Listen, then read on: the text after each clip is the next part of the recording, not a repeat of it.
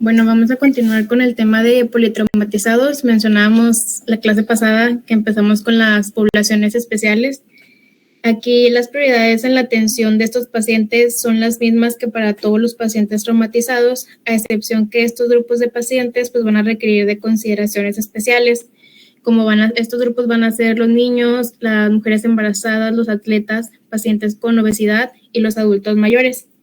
Empezando con los pacientes pediátricos, estos tienen pues una anatomía y una fisiología muy particular, donde las cantidades tanto de sangre, líquidos y medicación pues van a variar dependiendo del tamaño y del peso del niño.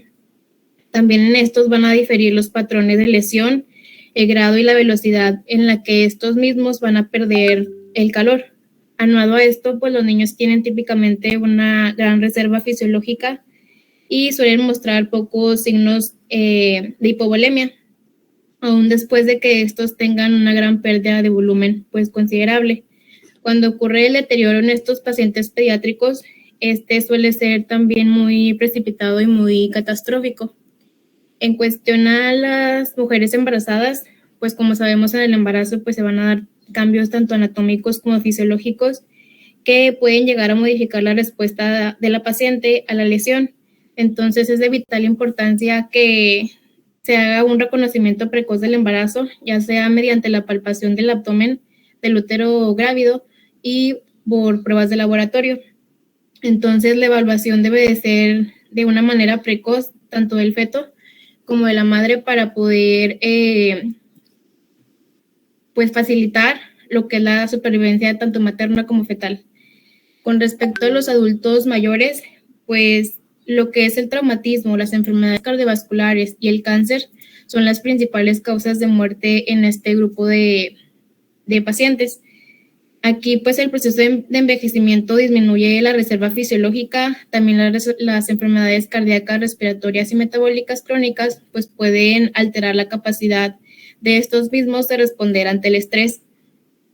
Además de que comorbilidades como, por ejemplo, la diabetes, la enfermedad coronaria, enfermedad pulmonar obstructiva, enfermedades hepáticas, etcétera, pues pueden afectar la recuperación de estos mismos ante una lesión.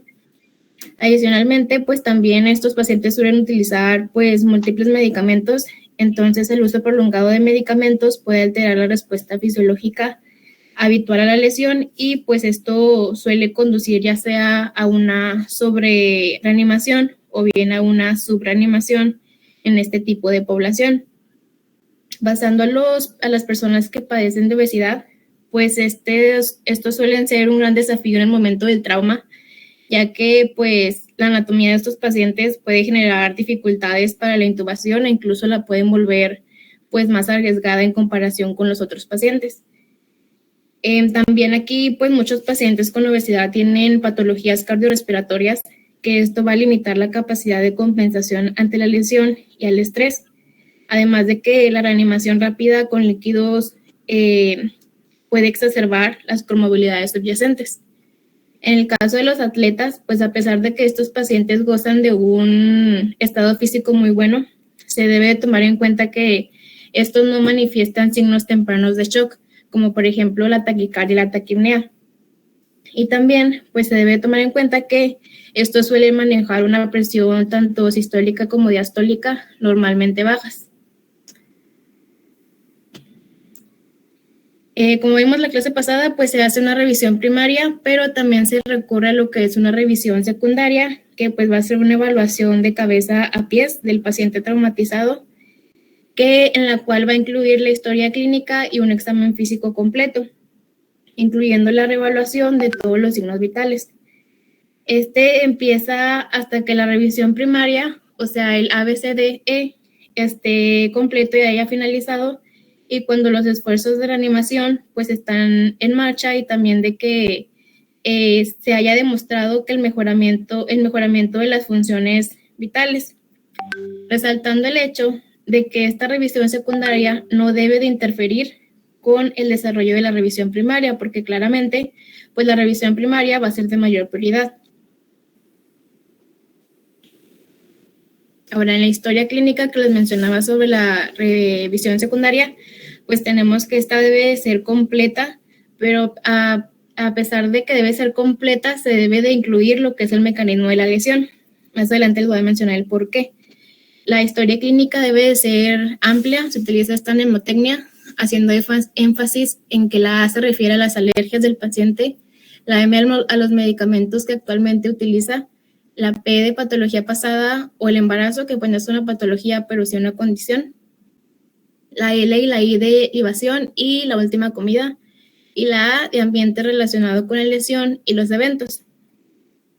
Aquí el estado del paciente pues está ampliamente influenciado por el mecanismo de la lesión, entonces el conocimiento de este mismo mecanismo de la lesión puede ampliar la comprensión del estado fisiológico del paciente y así proveer pistas para anticipar lesiones que se puedan presentar.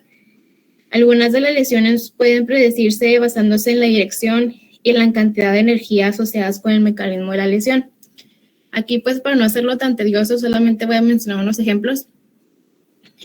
Por ejemplo, aquí en un trauma cerrado, ya sea por un impacto, por una colisión vehicular, en un impacto frontal, se tiene que, pues, ante el escenario, se puede observar un volante doblado, una marca de las rodillas en el tablero o un parabrisas estrellado.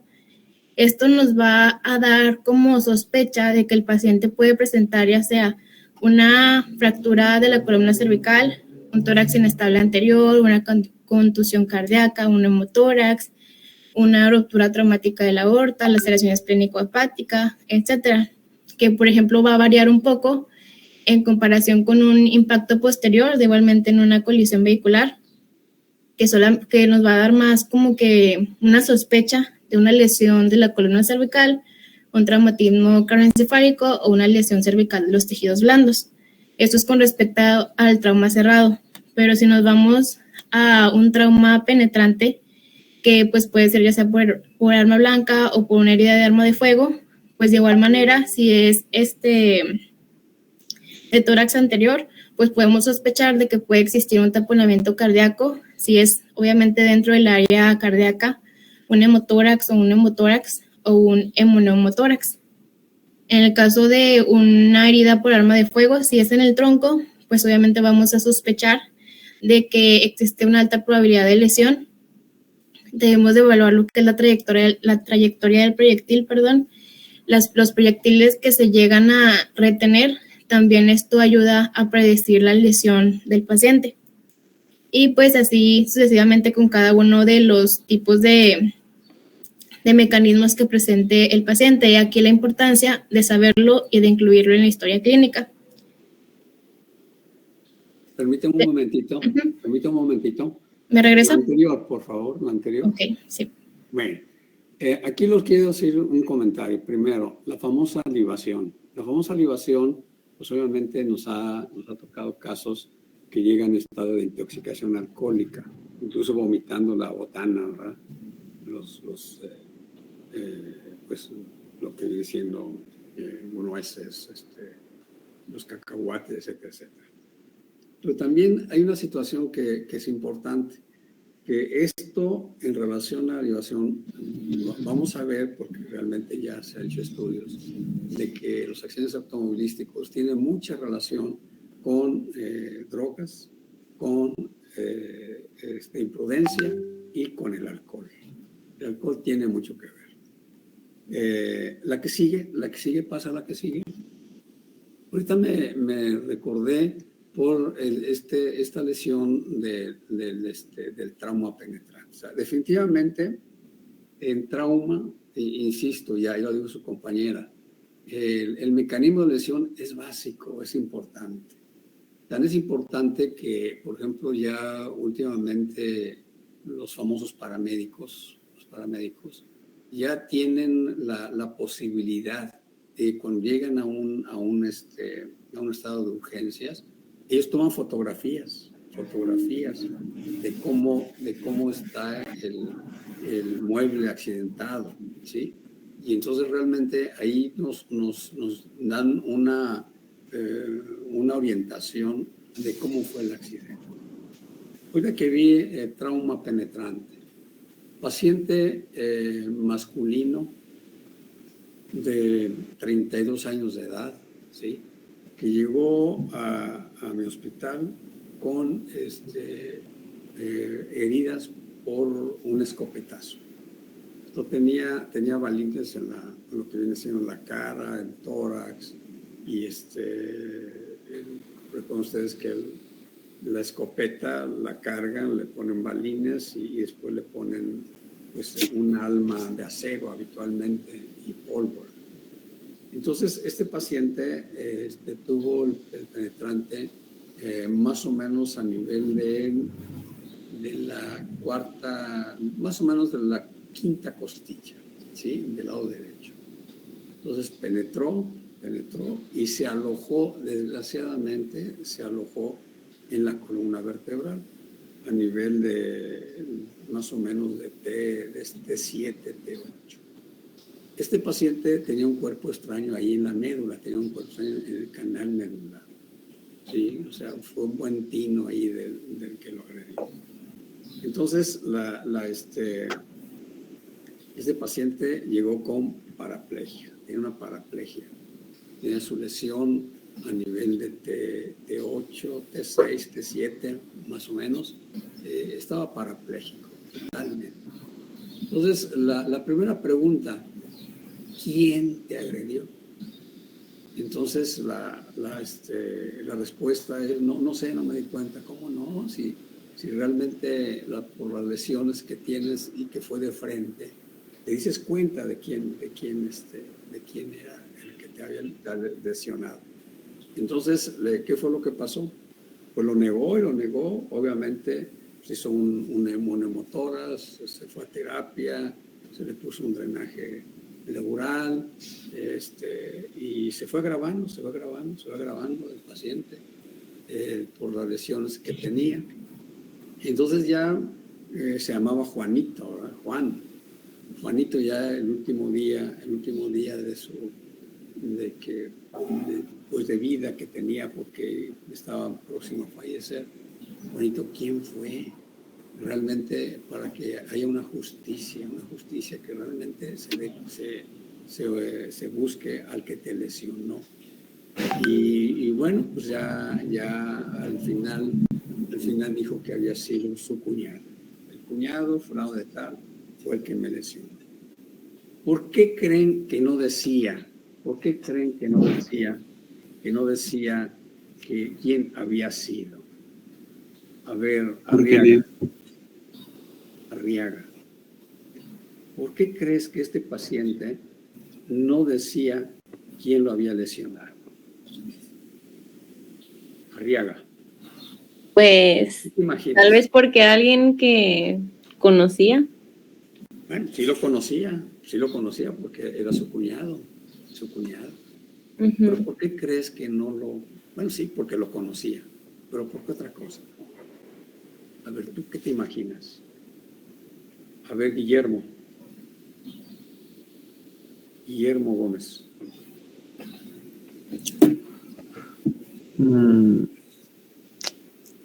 ¿Por qué crees que no decía?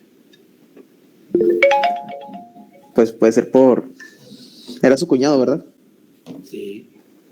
Pues yo siento que por ese mismo miedo de que, pues es mi cuñado, familiar. Como que lo encubría, ¿verdad? Sí. Bueno, pero le tiró un escopetazo, ¿eh? A ver, ¿qué dice Ana Julia de la Rosa? ¿Tú qué crees?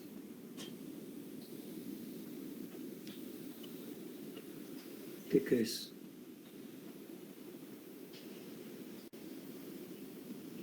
¿De la Rosa no está?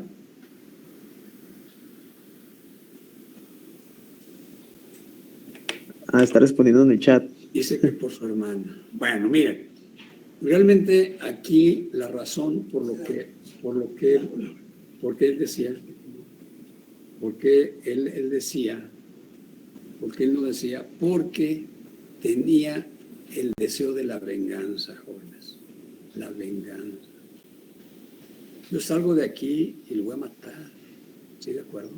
Entonces es algo real, ¿eh? Es algo real y que es algo propio del ser humano, ¿sí? Del ser humano. Eso se los pongo así en casos reales, porque así sucede. Adelante, equipo, adelante. Bueno, continuamos con la biomecánica de las lesiones. Ya se ha mencionado clases anteriores, pero pues como repaso así rápido, tenemos que pues el trauma cerrado es consecuencia de colisiones de automóviles, caídas y otras lesiones que están relacionadas con el transporte, la recreación y el empleo. Incluso también está relacionado con la violencia intrapersonal. La información aquí a obtener, que es muy importante, por ejemplo, en caso de una colisión, pues es saber si el paciente usaba el cinturón de seguridad, si existe alguna deformación en el volante, si hay presencia o activación de la bolsa de aire, la dirección del impacto, los daños del automóvil y la posición del paciente en el vehículo. Esto con el fin de poder sospechar un patrón de la lesión. En el caso del trauma penetrante, perdón. Adelante, adelante.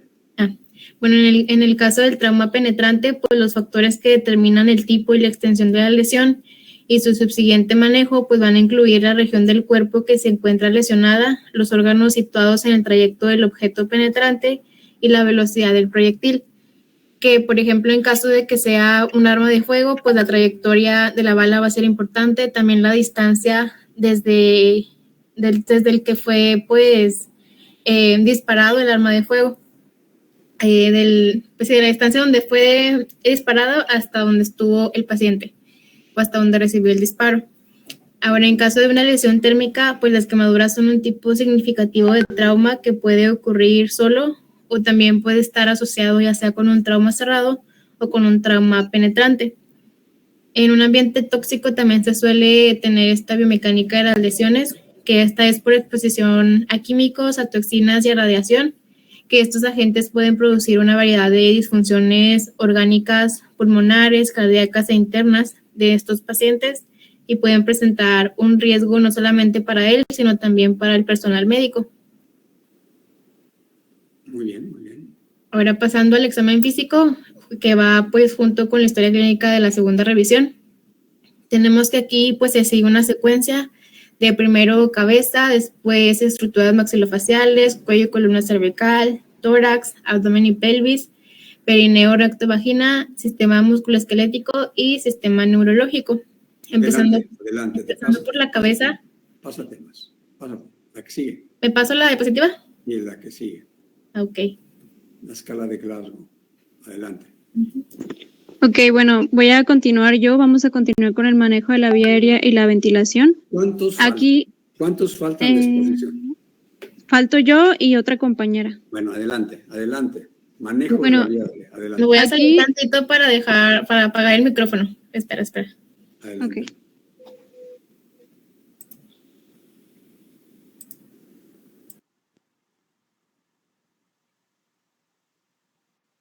Bueno, aquí hay que mencionar que un suministro inadecuado de sangre oxigenada a los órganos vitales puede causar una muerte rápida de los pacientes que se encuentran politraumatizados. Entonces es muy importante que desde un inicio nosotros nos aseguremos de que la vía aérea esté permeable, porque tenemos que darle prioridad antes que a otra cosa al suministro de oxígeno al paciente. ¿Le das a la siguiente, por favor? Vamos a comenzar con la vía aérea. Aquí, para manejar una vía aérea, primeramente necesitamos reconocer si hay signos de obstrucción y también identificar alguna lesión, trauma o quemadura que pueda haber ya sea en la cara, en el cuello o la laringe o en una zona cercana. Vamos a comenzar con el reconocimiento del problema. Primeramente, podemos identificar en algunos casos taquipnea en pacientes politraumatizados. Este signo por lo regular se presenta rápido y nos puede llegar a indicar si hay un compromiso de la vía aérea o compromiso ventilatorio. Pero hay que tener cuidado porque también nos puede indicar simplemente que el paciente se siente dolor o ansiedad pues por la misma situación que acaba de pasar. Ahora, cuando hacemos la evaluación inicial de la vía aérea y el paciente está hablando sin problema, es una muy buena señal porque nos dice que la vía aérea está indemne, que prácticamente que se encuentra permeable. Entonces, este debe ser el primer paso dentro de la evaluación temprana. Regularmente, si al paciente se le entiende muy bien lo que dice, todo lo habla muy claro, pues no hay de qué preocuparnos, por lo menos en el aspecto pues, de la vía aérea. Pero si hay falta de respuesta o el paciente no dice nada en absoluto, esto nos puede decir que hay un nivel alterado de conciencia por una vía aérea comprometida y hay que prestar pues mucha atención en estos pacientes porque por lo regular van a necesitar una vía aérea definitiva. Esta vía aérea definitiva nosotros la podemos definir que es cuando se coloca un tubo en la tráquea con el balón inflado por debajo de las cuerdas vocales. Este tubo va a estar conectado a una ventilación asistida y va a proveer el oxígeno. Y pues hay que agregar que no solamente estos pacientes van a necesitar una vía aérea definitiva o intubación endotraqueal, sino también aquellos que tuvieron alguna lesión craneoencefálica o los que se encuentran bajo los efectos del alcohol o de las drogas, porque pues por lo regular no se encuentran totalmente conscientes. Y pues no olvidar que sí o sí tenemos que mantener la oxigenación en un paciente politraumatizado para evitar, por ejemplo, la hipercapnia o hipoxia o consecuencias pues realmente graves como podrían ser la muerte. ¿Le das a la siguiente, por favor? Muy bien, adelante. En los pacientes que tuvieron quemaduras, principalmente en cara o que posiblemente tengan una lesión pues por haber inhalado humo, aquí va a ser necesario considerar una intubación preventiva porque estos pacientes corren mucho riesgo de un compromiso respiratorio. Y también hay que estar alertas porque todos los pacientes lesionados tienen riesgo de vomitar. Entonces, ¿qué es lo que pasa aquí? Pues que al vomitar tienen riesgo de aspiración de este mismo vómito, entonces nosotros debemos estar preparados para si esto pasa, pues aspirar inmediatamente y colocar al paciente en decúbito lateral y esto va a evitar la broncoaspiración. ¿Le das a la siguiente, por favor? Bien. Pasando al trauma maxilofacial, hay que mencionar que hay que tener mucho cuidado con estos pacientes en cuanto al manejo de la vía aérea, porque regularmente llegan a haber fracturas o luxaciones que van a comprometer ya sea a la nasofaringe o a la orofaringe o a los dos. Estas lesiones en muchos casos se van a dar en aquellas personas que van manejando sin el cinturón de seguridad y al tener un accidente van a salir como disparados hacia el parabrisas, entonces el primer daño que va a haber o que hay es en la cara. Además, aparte de estas lesiones, en la cara puede haber hemorragia, edema, aumento de secreciones y algunos dientes sueltos. Entonces, esto va a llegar a dificultar que la vía aérea pueda permanecer permeable. Por otra parte, el aplicar anestesia general, sedación o algún relajante muscular también puede llevar a una pérdida de la vía aérea porque hay disminución del tono muscular. En cuanto al trauma de cuello, precisamente cuando es de tipo penetrante puede provocar una hemorragia. Entonces, esto nos va a llevar a que haya tanto un desplazamiento como una obstrucción de las vías aéreas. Lo recomendable aquí sería establecer una vía aérea quirúrgica porque va a ser difícil que se realice una intubación endotraqueal correcta. Ahora, tanto el traumatismo de cuello cerrado como el penetrante pueden causar una ruptura de la laringe o la tráquea. Entonces, esto de igual manera va a llevar a una obstrucción de la vía aérea y posiblemente haya una hemorragia en el árbol traqueobronquial. Y aquí se puede realizar una intubación endotraqueal y si no se puede, tendría que ser una de forma quirúrgica. ¿Le das a la siguiente, por favor?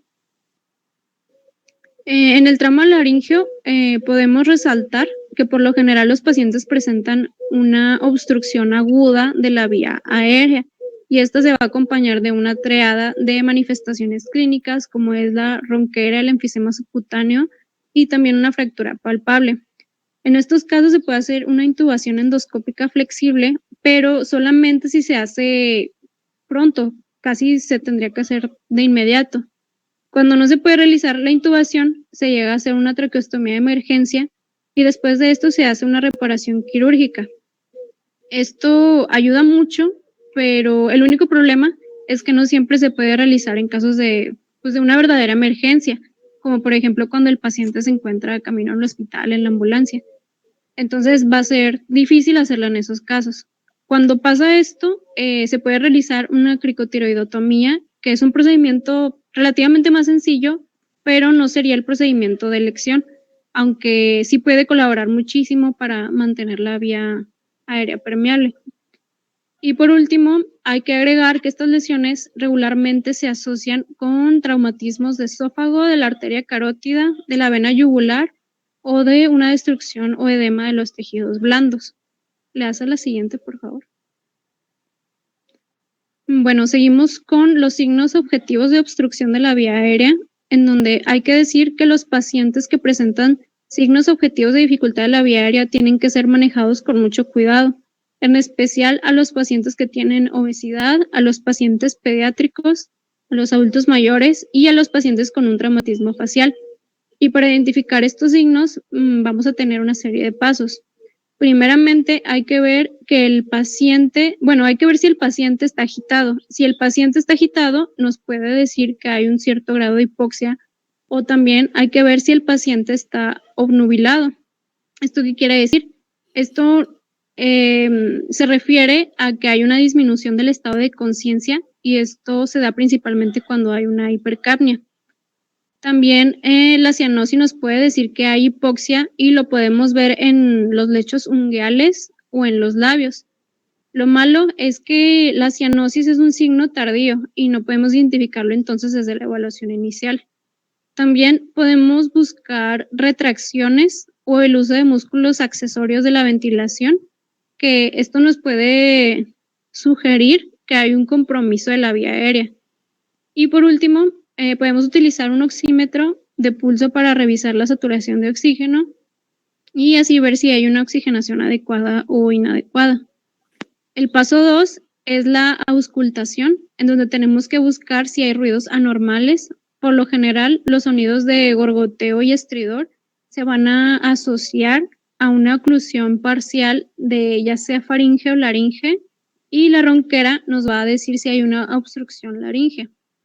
Y en el paso 3 hay que evaluar el entorno del paciente porque algunos de los lesionados se pueden mostrar abusivos de cierta manera, pero lo que puede causar eso o puede causar que sean así es la hipoxia y no otro factor que provenga del entorno. Le hace la siguiente, por favor. Ahora vamos a continuar con la ventilación, que este es muy importante porque aunque el paciente tenga una vía aérea permeable, no va a servir de nada si la ventilación no es adecuada.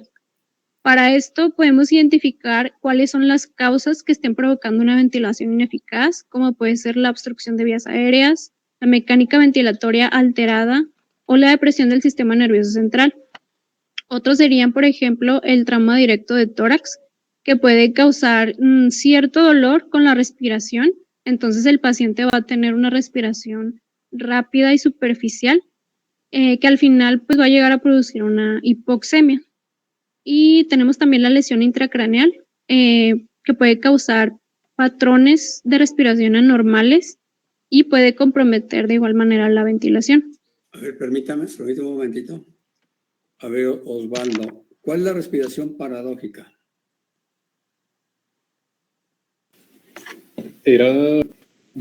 Cuando el paciente tiene una fractura en una costilla y al momento que exhala, en vez de expandirse el tórax, en ese segmento se contraía. Y cuando... En la inspiración, recuerdas, en la inspiración, normalmente hay aumento de los diámetros, ¿verdad? Del tórax, la expiración. Sí. Y el diafragma desciende. Y en la expiración, el tórax disminuye y el diafragma asciende. Entonces, ¿qué pasa en la respiración paradójica? Pasa lo contrario a eso.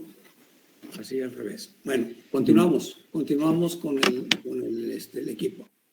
Bueno, y por último tenemos a una lesión en la columna cervical, que puede provocar parálisis de los músculos respiratorios. Aquí voy a mencionar lo que el doctor nos acaba de decir.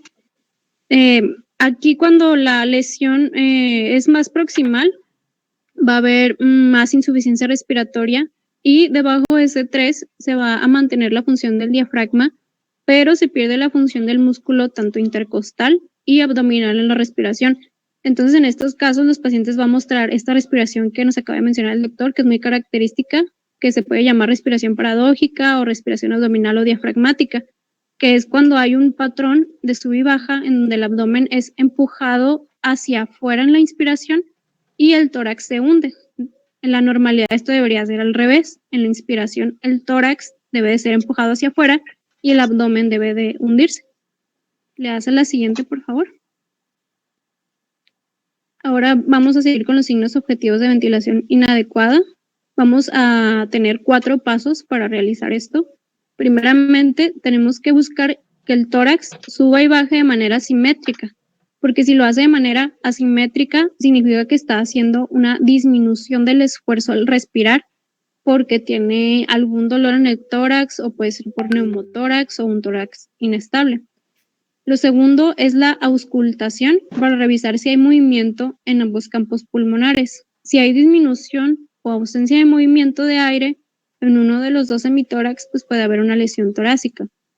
El tercero es usar un oxímetro de pulso donde podremos checar la saturación de oxígeno. Si nosotros vemos que la vía aérea se encuentra permeable y la saturación es baja, aunque ya se le haya aplicado oxígeno, tenemos que buscar la causa que está impidiendo que la ventilación no sea adecuada.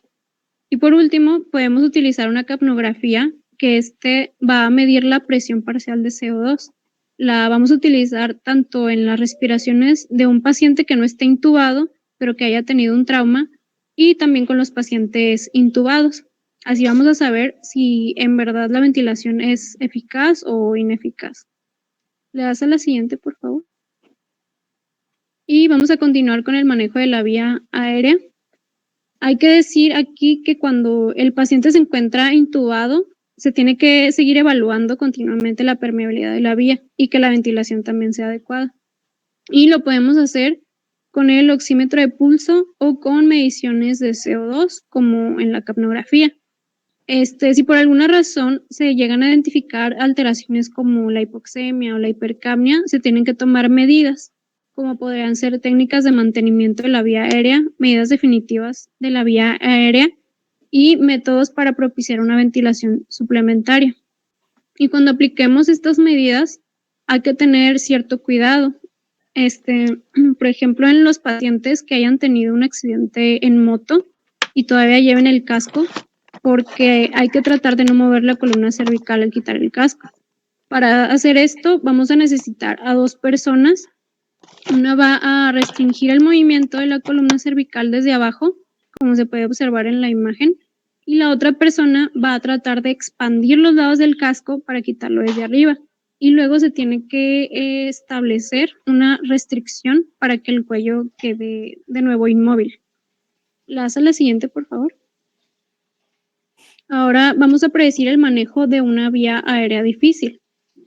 Esto hay que hacerlo antes de intubarlo para ver si hay características que nos puedan impedir hacerlo o que hagan que sea más difícil hacerlo, como por ejemplo lesiones cervicales, artritis severa en la columna cervical, un trauma maxilofacial, apertura limitada de la boca, obesidad, pacientes pediátricos, retrognatia, cuello corto o sobremordida. Para hacer el manejo de la vía aérea tenemos una mnemotecnia que es LEMON.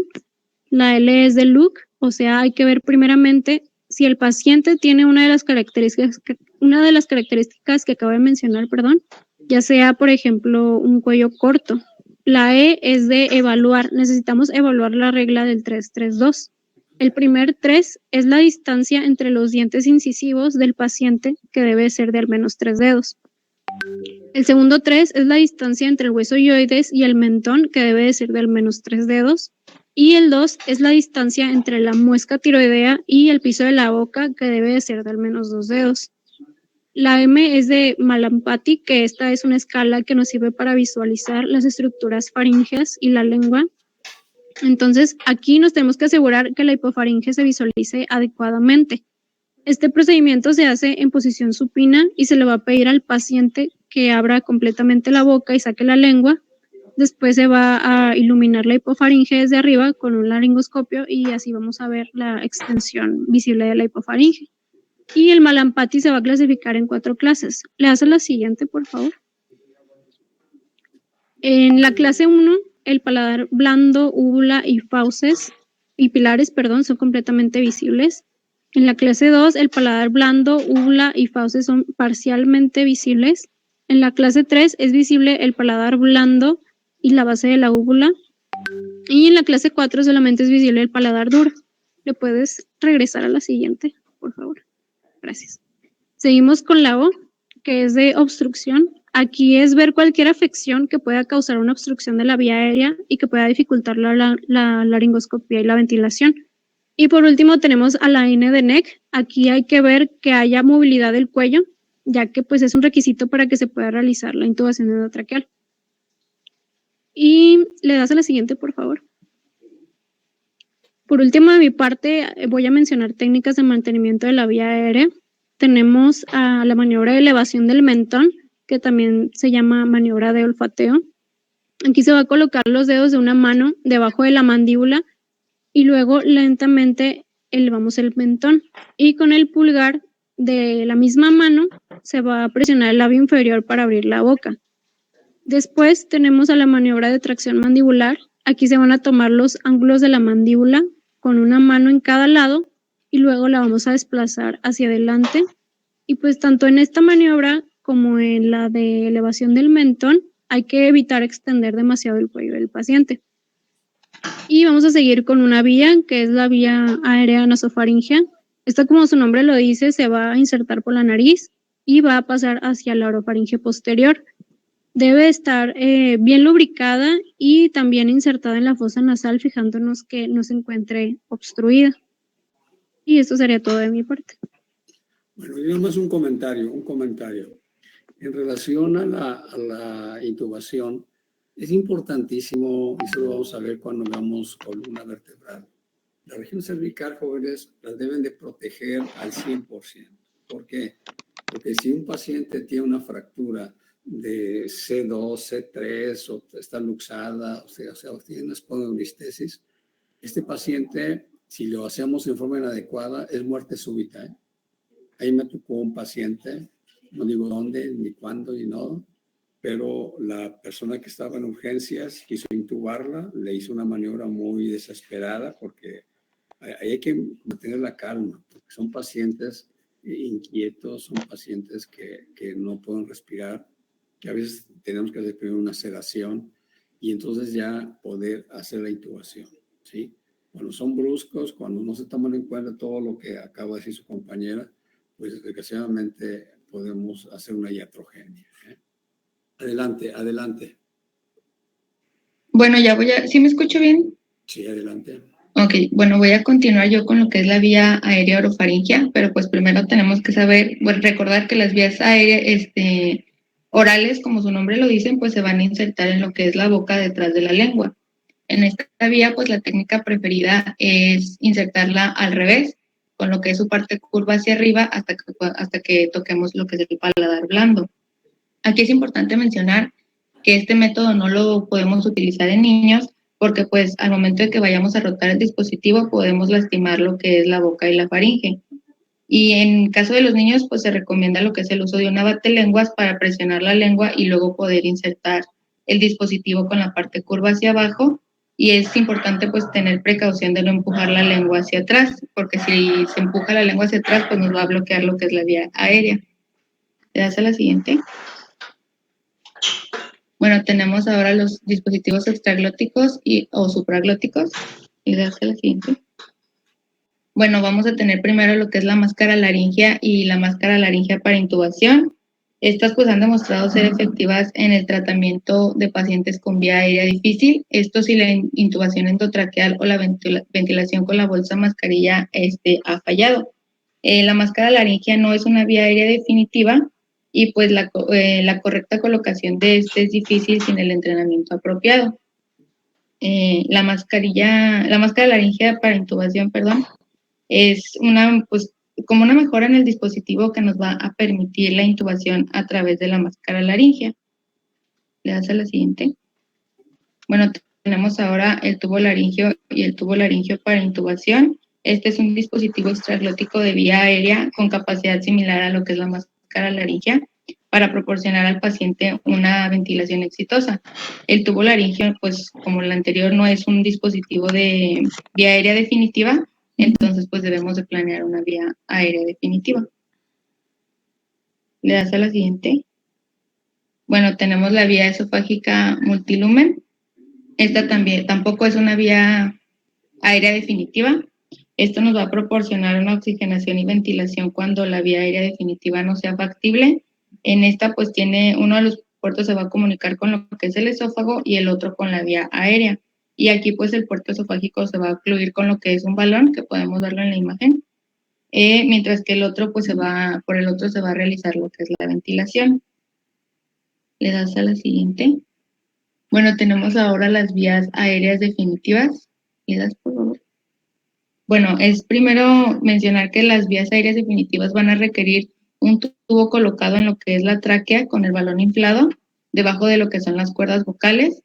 También un tubo conectado a una forma de ventilación asistida que tenga que ser enriquecida con oxígeno. Y pues tenemos que asegurar la vía aérea en su lugar con un método de estabilización adecuado. Tenemos primero, bueno, vamos a ver los criterios para establecer la vía definitiva. Estos se van a basar en los hallazgos clínicos y van a incluir la incapacidad para mantener una vía aérea permeable por otros medios. Si se presenta también compromiso inminente o potencial de lo que es la vía aérea. Un ejemplo de esto pues es después de una lesión por inhalación, fracturas faciales o algún hematoma retrofaríngeo. El otro es la incapacidad para mantener una oxigenación adecuada mediante lo que es la administración de suplementos de oxígeno con mascarilla o también si se presenta lo que es apnea. El otro punto es la obnubilación. Esta es la pérdida del entendimiento y de la capacidad de razonar, o pues también combatividad como resultado de la hipoperfusión cerebral. Y pues otro criterio es la obnubilación que nos va a indicar la presencia de una lesión cefálica.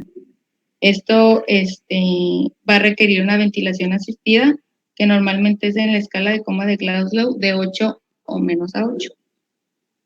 Le das a la siguiente. Adelante.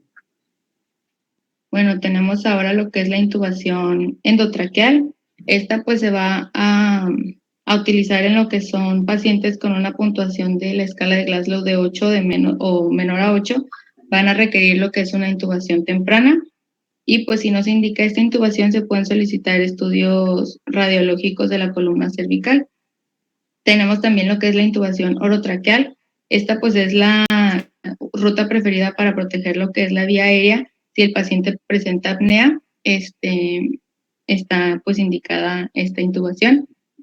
Y también pues la intubación orotraqueal se recomienda lo que es la técnica de 3 personas con la restricción de la movilidad de la columna cervical, como ya hemos visto anteriormente.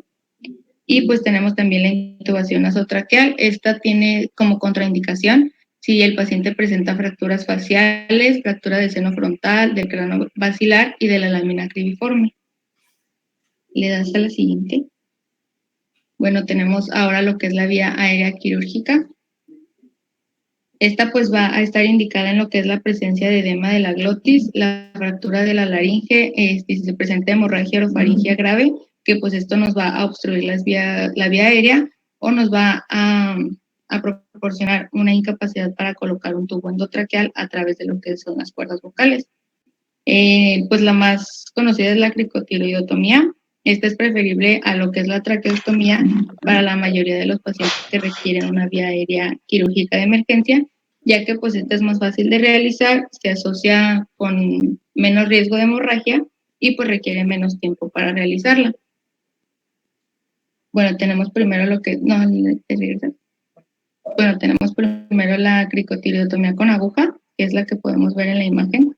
Esta pues se lleva a cabo a través de la inserción de una aguja a través de la membrana cricotiloidea en lo que es la tráquea pues en una situación de emergencia principalmente.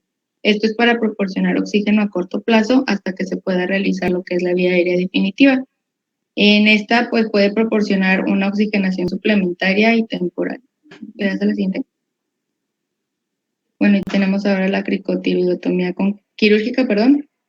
En esta pues debemos de tener cuidado especialmente en lo que son los niños, con lo que es el cartílago cricoides, ya que es el único soporte circunferencial de lo que es la tráquea superior. Y pues por este motivo la cricotiroidectomía quirúrgica no se recomienda en lo que son niños menores de 12 años. Le das a la siguiente. Y ya por último tenemos lo que es el RCP, que es la reanimación cardiopulmonar. Le das a la siguiente. Bueno, para esto tenemos que principalmente verificar que el área sea segura. Tenemos que valorar el estado de conciencia y si la víctima no responde, pues debemos de valorar lo que es pulso y la ventilación. Bueno, aquí lo que se recomienda primero es palpar lo que es sobre la arteria carotidia para poder buscar el pulso y pues al mismo tiempo debemos de buscar la ventilación, visualizando lo que es el tórax en busca de los movimientos respiratorios. Esta valoración es importante mencionar que no debe de rebasar lo que son los 10 segundos, pero tampoco debe de ser menor a 5 segundos. O sea, tenemos que tomarnos nuestro tiempo para hacer una valoración correcta, pero no tomar tanto tiempo. Y bueno, esta reanimación consiste en dar un masaje cardíaco externo a través de compresiones torácicas y la administración de ventilaciones. Esta puede ser boca a boca, boca a mascarilla o mediante alguna bolsa de resucitación. Aquí pues la administración de ambas en secuencia es un ciclo de RCP. Un ciclo completo de RCP va a estar conformado por lo que son 30 compresiones y 2 ventilaciones. Esto lo debemos de repetir 5 veces, o sea, 5 ciclos, en un tiempo no mayor a 2 minutos. Le das a la siguiente. Y pues aquí tenemos una imagen que nos ejemplifica más, que son 30 compresiones por 2 ventilaciones, y es un ciclo que tenemos que cumplir con 5 ciclos. Y ya sería todo por parte del equipo. Muy bien. Bueno, muy bien, felicidades. Este grupo es un tema que pues se hizo lo mejor posible y creo que se acumularon lo más elemental. Quiero, para concluir de esta plática, les quiero comentar de algo más. Esos pacientes, no olvidar la vía urinaria. La vía urinaria es importantísima también. Son pacientes que tenemos que poner sonda vesical para de esa manera estar monitorizando realmente la actividad renal y ver realmente cómo se encuentra. Por eso algunos pacientes manejan poner una sonda nasogástrica, pero eso ya se define en su momento. Les voy a dar una forma de que puedan hacer la famosa evaluación y tratamiento de pacientes politraumatizados. De hecho, está demostrado que en lo que viene siendo la evaluación primaria, aproximadamente el 5% de fracturas no las diagnosticamos. Por ejemplo, fractura de tobillo, un calcáneo, de un metacarpiano, de un metatarsiano, de una falange, etcétera, etcétera. Porque realmente son lesiones, pues no ponen en peligro la vida, ¿verdad? Porque hay que hacer una evaluación. Por eso en el politraumatizado se maneja mucho el triage. El triage es una manera de hacer una evaluación rápida de un paciente, principalmente, porque ahí la decisión ya de uno, quién se va a recuperar o quién no se va a recuperar. Esa es la triste realidad. Ahí me tocó un camionazo. Estaba en la noche en el Centro Médico de Torreón, un camionazo de los famosos autobuses que van a San Pedro, y me llegaron aproximadamente 20 pacientes. 20 pacientes de diferentes problemas, ¿verdad? Entonces, ¿qué es lo que hay que hacer? A ver, camillas, estaba lleno, urgencias de 20 pacientes. Lo primero es saber, ese paciente quién es, no, pues Juan está bien, o está orientado, nada más está policontundido, bueno, el que sigue. Entonces, realmente eso lo tenemos que hacer para evaluar, ya ustedes manejaron la famosa hora dorada. Entonces, el que está muy grave, pues entonces ver realmente qué le podemos hacer y que si realmente se puede recuperar, ¿sí? Entonces, pacientes, esta etapa del triage es básica en un paciente politraumatizado. También les quiero comentar que hay una neumotecnia de lo que viene siendo un politraumatizado. Anótenlo. Se llama A-omega. A-omega. ¿Sí? ¿Ya escribieron bien? ¿Sí? No, doctor, ¿la puede repetir, por favor? A-omega. A-O-M-E-G de gato, A. A-omega. ¿Ya lo escribieron? Ya, doctor. Sí, omega. O sea, yo tuve la oportunidad de estar en un curso de politraumatizados y entonces manejaban mucho esta neumotecnia, que es práctica y que puede ser elemental en el paciente politraumatizado. ¿La A qué se refiere? La A se refiere a lo que es el ABCD, o sea, las vías permeables, todo lo que viene siendo la cosa circulatoria, la cosa ventilatoria, etcétera, etcétera. Es la O, oxígeno. A todo paciente politraumatizado hay que iniciarle oxígeno inicial, o sea, oxígeno incluso inicialmente por vías nasales, por puntas nasales, mínimo, ¿sí? Es la oxigenación, ¿sí? La M, monitorizar a los pacientes. Los pacientes, es un paciente que llega a servicio de urgencias, signos vitales, jóvenes, de inmediato, signos vitales, ¿verdad? Ya la enfermera ya debe estar lista de tomar pulso, temperatura, tensión arterial, frecuencia respiratoria, frecuencia cardíaca, pulso, ¿de acuerdo? La monitorización. ¿En qué consiste más de la monitorización? Poner ya los famosos monitores de electrocardiogramas, ¿sí? O sea, monitorearlo a nivel de electrocardiogramas. Y obviamente ahí va el oxímetro, eso se llama la monitorización, ¿sí? Entonces ya vamos la O, la A, la O, la M, ¿sí? La E, exploración neurológica.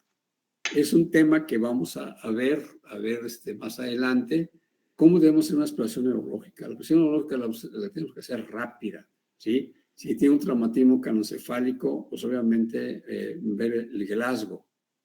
Obviamente, tratar hasta donde sea posible los pares craneales. ¿Cuáles son los pares craneales, Jacqueline Guerrero? Pares craneales. Jacqueline. Doctor, me comentó que le estaba fallando el internet. Bueno, pues tú, Diana, a ver, tú que estás ahí, a ver, dime. Pares craneales, Diana. A ver. ¿Cuál es el 1? ¿Cómo se llama el 1? ¿El olfatorio? Bueno, o 2. Óptico. 3. Oculomotor. Motor ocular externo. 4. El troclear. 5. Trigémino. 6. El abducens. Abductor. ¿Perdón? Abducens. Bueno, motor ocular externo. El séptimo. Séptimo, doctor. El facial. Facial. El 8. Vestíbulo coclear. Sí, el auditivo. El 9. El glosofaringeo. El 10. Es el vago. O neumogástrico. Sí, 11. El accesorio. 12. El hipogloso. Bueno, espinal. 13. Ya no hay, sí. Ya no hay. Muy bien, ya no hay. Bueno, entonces estamos en la A, en la O, ¿verdad? En la M, ¿sí? En la E, omega, ¿sí? En la E, exploración neurológica. Y eso lo vamos a ver. O sea, no se trata de que ustedes hagan, a ver, el vestibular, a ver el auditivo, el motor puede ser, pero sí podemos hacer una exploración rápida, por ejemplo, que mueva las extremidades inferiores, las extremidades superiores, que mueva las manos, que mueva los pies. Entonces, por lo menos ahí ya podemos decir que no hay un daño neurológico, por lo menos, ¿verdad? Y si no lo puede, no lo puede mover, entonces realmente ahí ya insistimos mucho nosotros ver si hay o no un daño de columna vertebral, ¿de acuerdo? Entonces, si está cuadripléjico, pues obviamente su nombre lo dice, ¿verdad? Sí. Está consciente, pero no puede mover las extremidades superiores e inferiores. Entonces, esto hay que mencionarlo, ¿sí? Nosotros en traumatología y ortopedia tenemos que ver mucho con medicina legal, medicina legal. Porque entonces aquí viene algo que en la práctica hemos tenido, ¿verdad? Hemos tenido. Es que yo traje a mi hijo, traje a mi esposo y movía las extremidades inferiores y usted ya no las tiene, algo le hicieron, o sea, realmente la ignorancia, no señora. Desde que llegó parapléjico, desde que llegó cuadripléjico, ¿de acuerdo? Y lo tenemos que asentar en el expediente, ¿de acuerdo? Eso yo pienso que ya lo vieron con su maestro de medicina legal, ¿de acuerdo? Entonces, después sigue la G, que es la gasometría. La gasometría. Son pacientes que debemos de insistir en hacerle una gasometría, ¿sí? La omega. Y después viene la A, que son auxiliares de diagnóstico. O sea, ese paciente no va a llegar y vámonos, luego a rayos X. No, tranquilos. Primero hay que hacer una exploración física, de exploración primaria. Hay que ver en qué condiciones se encuentra, estabilizar al paciente, estabilizarlo, ¿de acuerdo? Y por eso es lo primero que tenemos que hacer. Férulas, ponerlas, si está fractura expuesta, alinearla, tratar de cubrirla. Ahorita vamos a ver el tema de fracturas expuestas que debemos de hacer. Entonces, todo eso hay que hacer en antes de que actuemos en los auxiliares de diagnóstico. Obviamente, pues ahí sí ya rayos X. Un servicio de choque, o sea, un servicio de un hospital de primer nivel que tengamos en una sala, que diga sala de choque, es que yo tengo que, quiero una sonda nasogástrica y ya la tengo en la mano. No, doctor, espérese, vamos a ir al quinto piso, vamos a ir a urgencias de maternales o vamos a ir a quirófano. No, pues ya no funcionó esa sala de choque. Yo quiero una sonda Foley. No, espérenme, nada más tenemos para niños si es un adulto o al revés, ¿verdad? Es un niño y no tenemos sondas para niños, ¿de acuerdo? ¿Sí?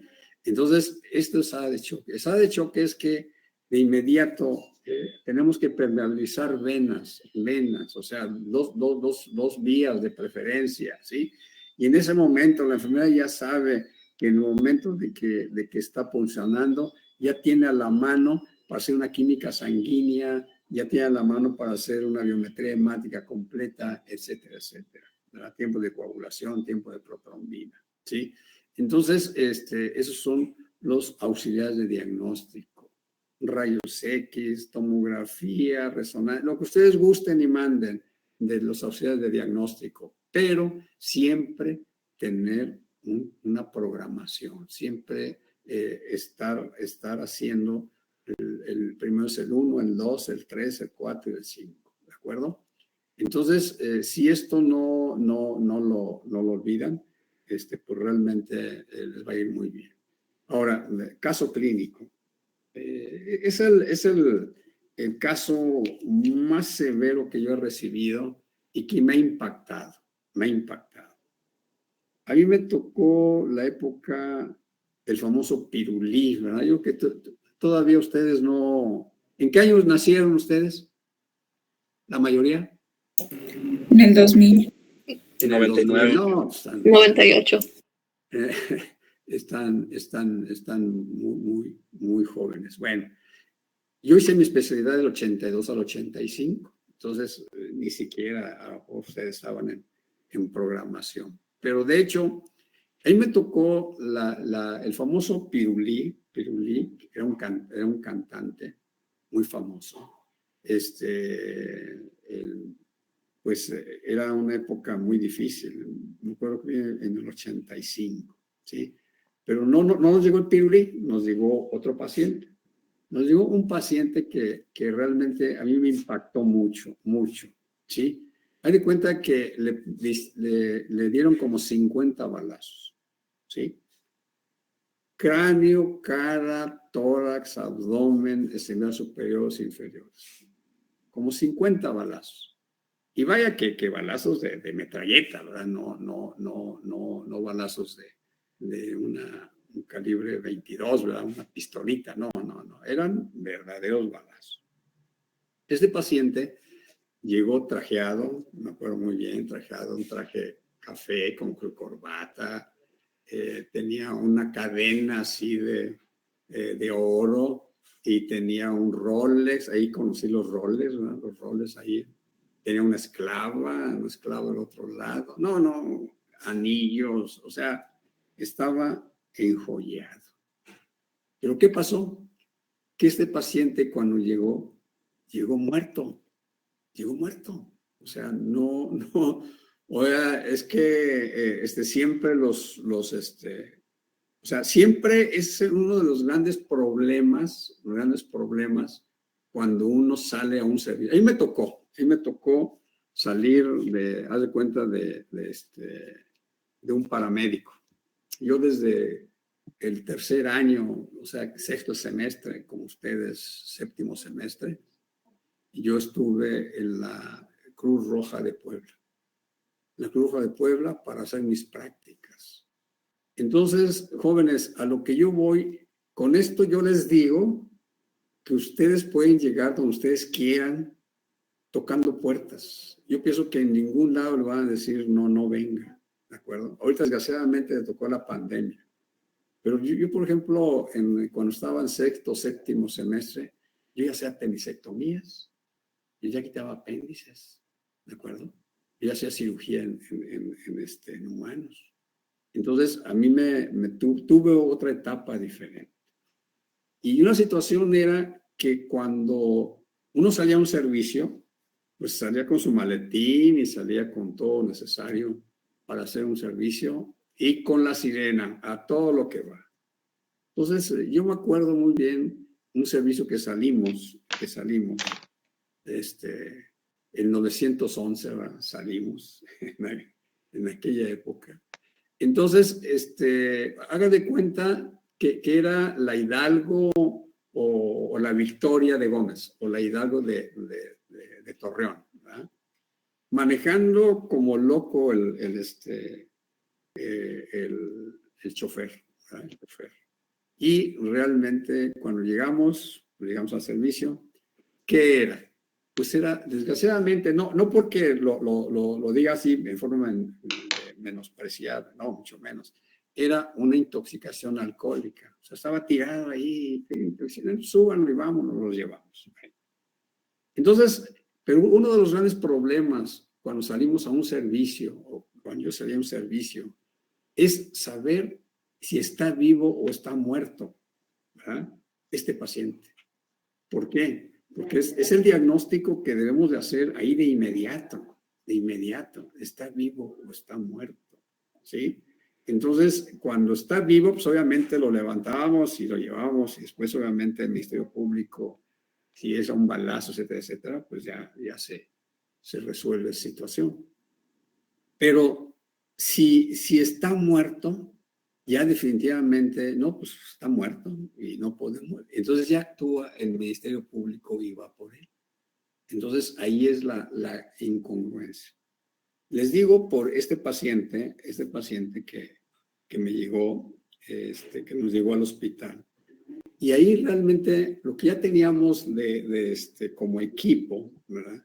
Era pues, un hospital de alta especialidad.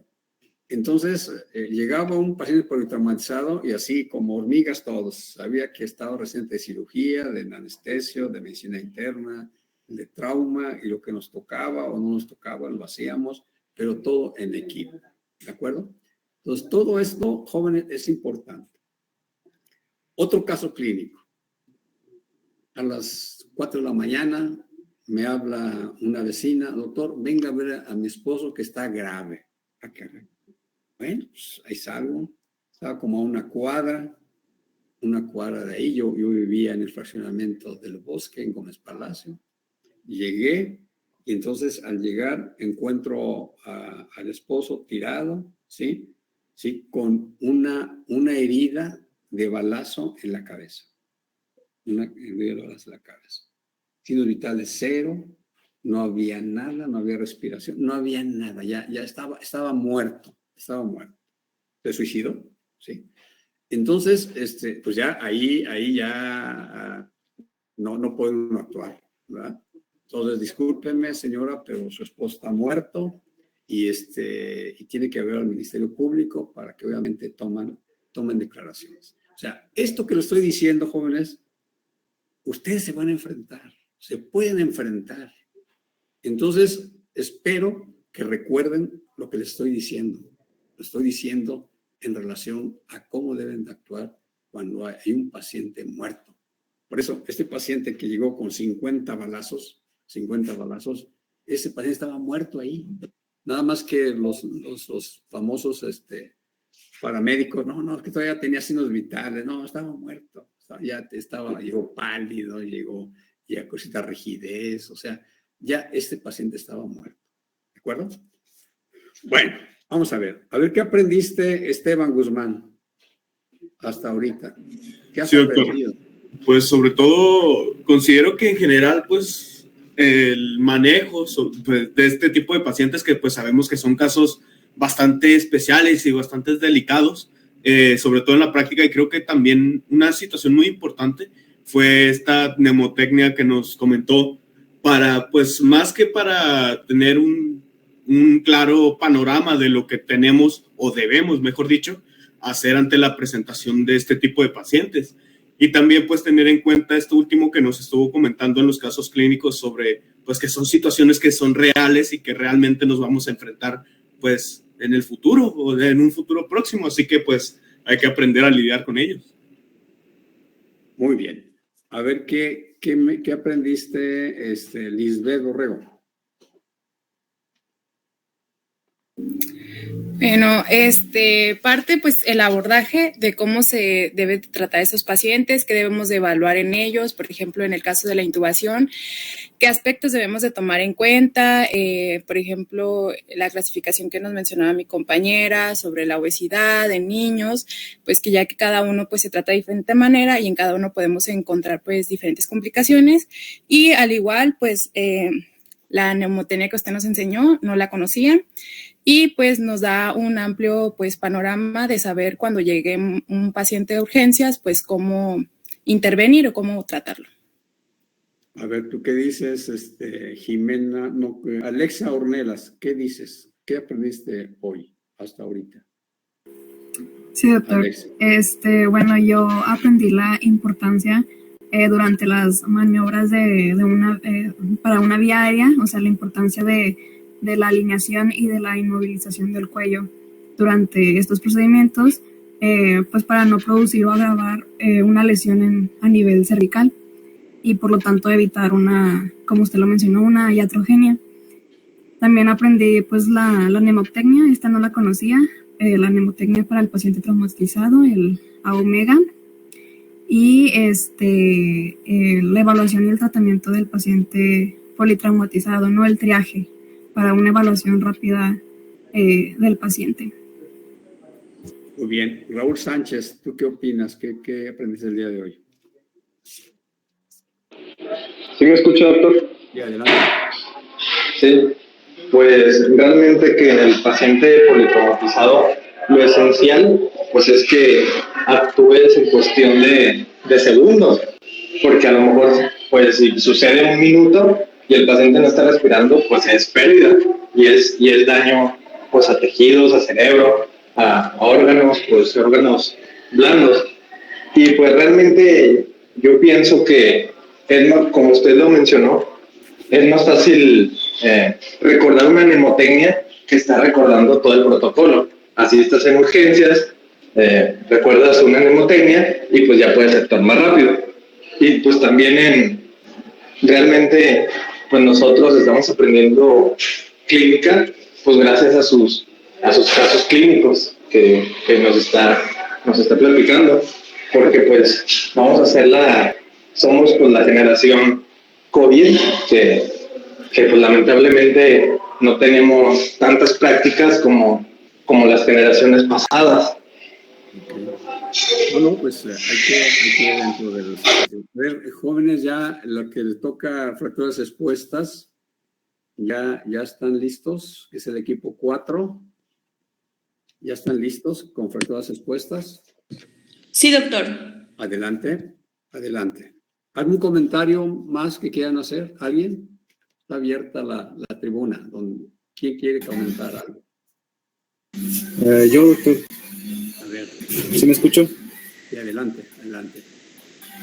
Pues se me hizo muy interesante y muy importante lo que nos mencionaba de los casos clínicos en las situaciones que nos podríamos enfrentar. Y más lo que nos mencionó del paciente que tuvo una herida penetrante por la escopeta, por lo que pues quería ocultar, ¿no? Que quién había sido. Y pues, sí pasa, porque una vez estaba en una guardia y llegó un paciente igual politraumatizado, pero lo había atropellado al parecer un familiar, pero obviamente él no dijo eso. Solamente negaba todo, o sea, negaba de que le preguntaban que quién lo había atropellado y pues no decía nada, que no había visto nada, que él estaba recogiendo botellas y llegaron y lo atropellaron. Y pues el paciente sí estaba pues bastante lastimado porque tenía un traumatismo craneoencefálico en el área frontal, una herida penetrante a nivel de la pierna, a nivel de los gemelos, y pues, tenía muchas lesiones en todo el cuerpo, o sea, hasta lesiones en los dientes, etcétera. Y pues él no comentó nada. Incluso llegaron los policías, etcétera, y no le pudieron sacar nada. Así se quedó. Sí, bueno, ahí probablemente no había venganza, ¿verdad? Pero quién sabe, ¿verdad? Al final no supimos, ¿verdad? Bueno, entonces, jóvenes, pues esto es lo que yo les ofrezco mis conocimientos, mi experiencia, y que son reales, ¿eh? No son sacadas de internet, son reales, que yo he vivido. Bueno, espero que eso les sirva de conocimientos. Bueno, pues vamos a fracturas expuestas. Karen, Michelle, Astrid, Laura y Ángel nos van a practicar sobre fracturas expuestas. Adelante, equipo 4B. Sí, muy bien. Bueno, nosotros les vamos a exponer lo que son las fracturas expuestas. Empezando por la definición, tenemos que pues puede ser una fractura abierta o también expuesta. Esta es aquella en la cual una rotura de la piel y las partes blandas subyacentes van a comunicar directamente pues con la fractura y con su hematoma. También... Permítame. Sí. Por lo tanto, ¿qué debe de haber, Carlos Reina? ¿Qué debe de haber?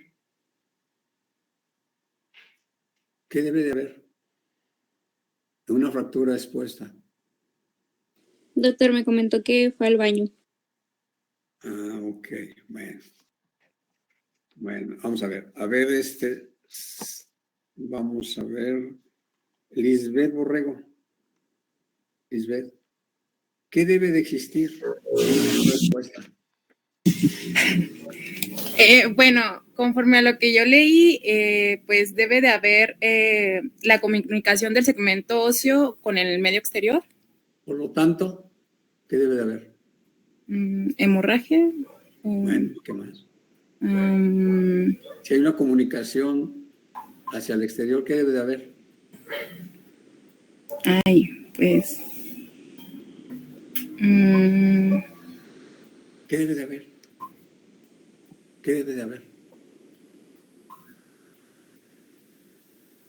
A ver, ¿qué debe de haber? Lerma? ¿Infección? ¿Puede ser? A ver, Lerma, ¿qué debe de haber, Lerma? ¿Una herida? Claro, una herida, jóvenes. Una herida, tiene que haber una herida. O sea, ¿qué es la definición, verdad? Hay una ruptura de la piel, las partes blandas, etc. Una herida, jóvenes, una herida. Por eso aquí es importante que les van a dar la famosa clasificación de Gustilo, en la cual hay grado 1, 2, 3, etcétera, que vamos a ver. Y obviamente, si no hay herida, no está la fractura expuesta. ¿Por qué? Porque realmente a veces puede ser una escoriación nada más, pura dermis nada más, pero no hay una comunicación. ¿Sí está claro? En cambio, al revés, ¿verdad? Al revés, es que es un raspón, ¿no? Y hay herida. Entonces, es una fractura expuesta. ¿Sí está claro? Con las que más tenemos problemas es con las grado 1. ¿Qué vamos a ver? Adelante, adelante, equipo. Adelante. Sí, bueno, pues ya vimos que aquí el segmento óseo pues va a estar en contacto con el medio exterior pues, a través de la piel y los tejidos blandos. No olviden, Aquí herida. Tiene que haber herida. Si no hay herida, no es fractura expuesta. ¿De acuerdo? Ándele pues. Adelante. Un tercio de los pacientes que van a presentar fracturas abiertas, la mayoría pues van a ser politraumatizados. Pues igual nos mencionaba que cualquier herida que se localice en el mismo segmento del miembro en que haya una fractura se debe considerar como una fractura abierta, pues hasta que se demuestre lo contrario.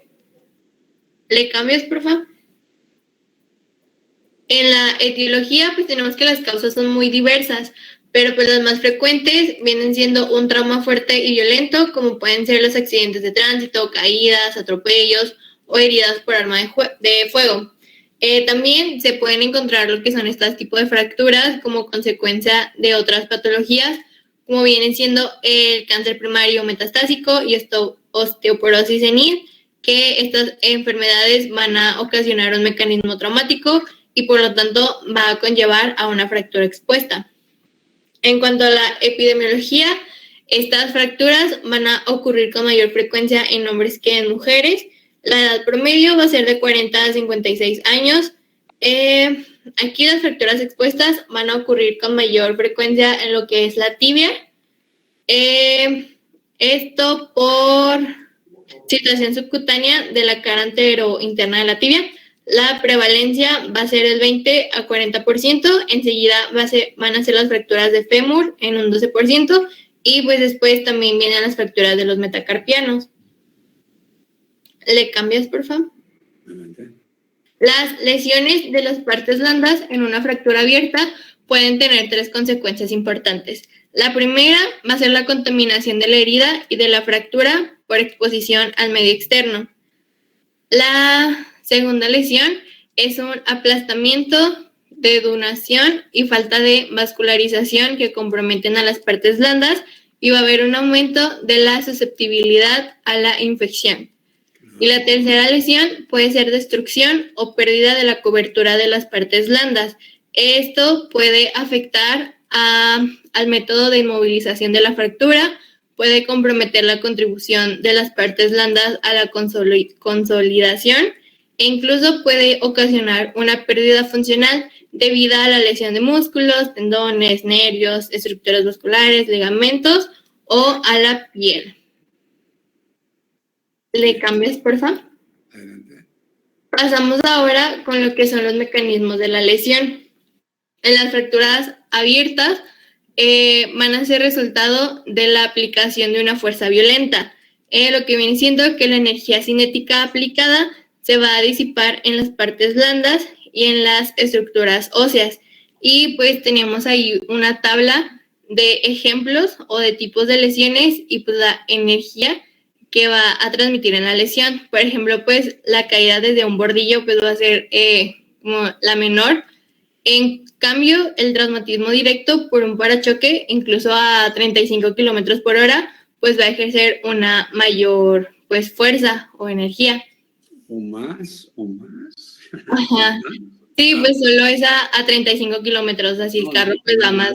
No, ahorita son Ajá. 200. Bueno, adelante, muy bien, adelante. ¿Le cambias? Bueno, aquí el desplazamiento de los fragmentos óseos y la conminución van a sugerir el grado de lesión de las partes blandas y pues van a ser proporcionales a la fuerza aplicada. ¿Le cambias? En cuanto a la valoración clínica, pues vamos a tener 7 pasos.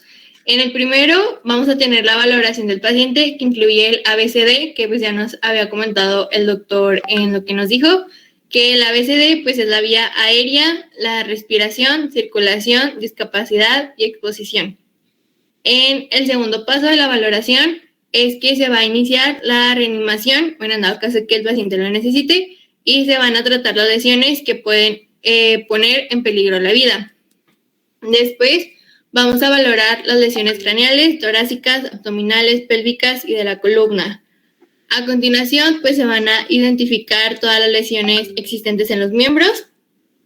Se va a valorar la situación neurovascular de los miembros lesionados.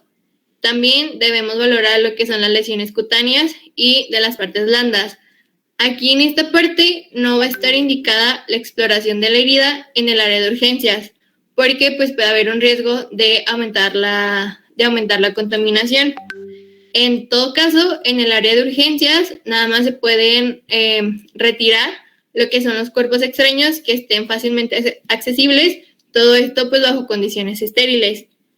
Y pues igual aquí en el área de urgencias las heridas se pueden lavar con solución salina fisiológica estéril si es que se prevé que se puede producir algún retraso en lo que es la intervención pues de la fractura. Sí, se cubre con gases estériles y a lo mejor algo de isodine ahí, con cloracil. Bueno, adelante, muy bien. Y pues el último paso de la valoración es que se van a identificar las lesiones esqueléticas y pues se deben realizar las radiografías o estudios necesarios. ¿Le cambias? Bueno, algo importante que podemos observar en lo que son las fracturas expuestas va a ser el síndrome compartimental.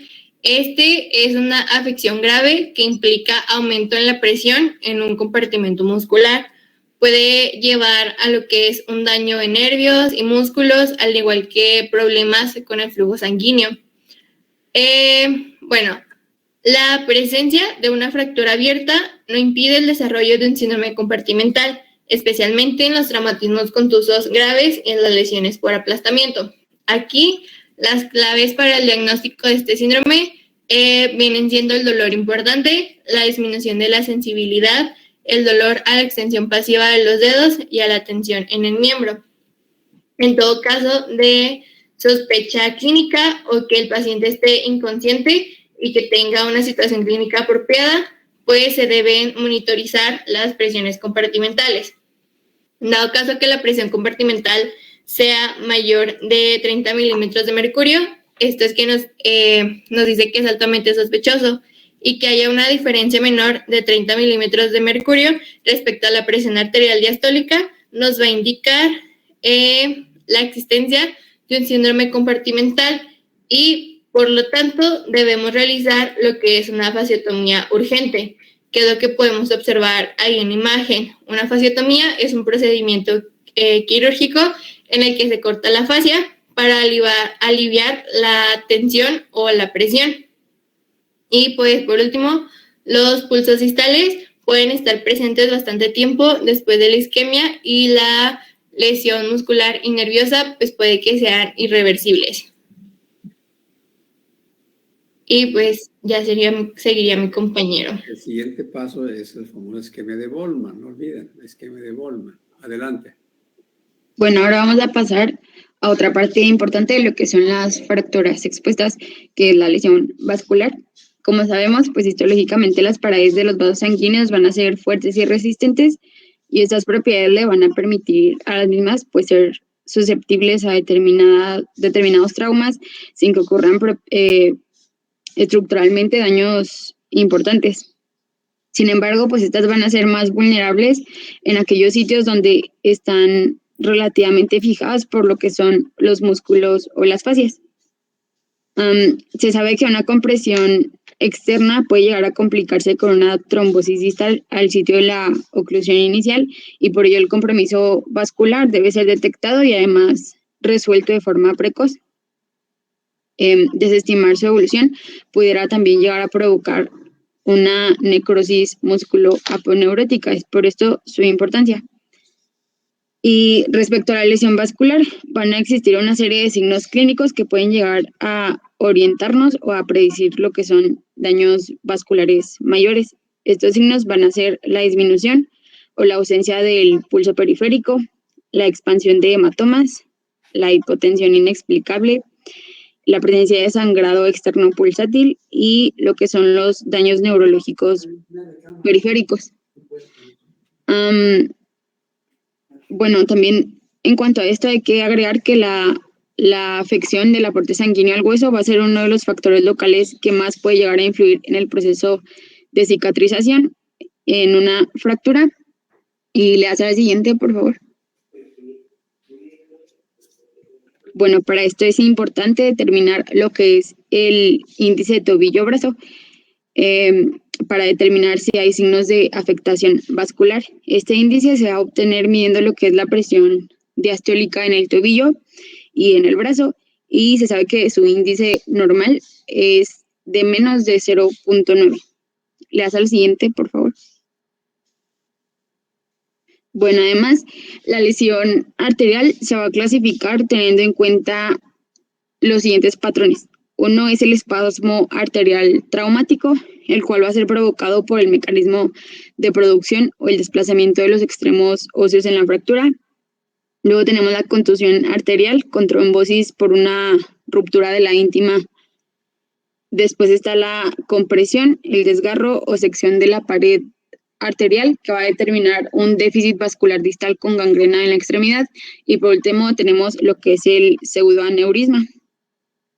Si se llega a sospechar de la presencia de lesión vascular, va a ser necesario realizar lo que es una angiografía. Las indicaciones de esta van a ser una cuando no sea posible determinar el nivel de afectación vascular por la presencia de múltiples focos de fractura. Después tenemos la lesión sin compromiso vascular aparente, que va a afectar zonas anatómicas de vasos de difícil acceso, como son lesiones en las axilares, en subclavios o en los grandes vasos. Después están las fístulas arteriovenosas y se menciona también la luxación de rodilla con un índice de tobillo-brazo mayor a 0.9, la presencia de pies fríos, pálidos o con pobre relleno capilar distal.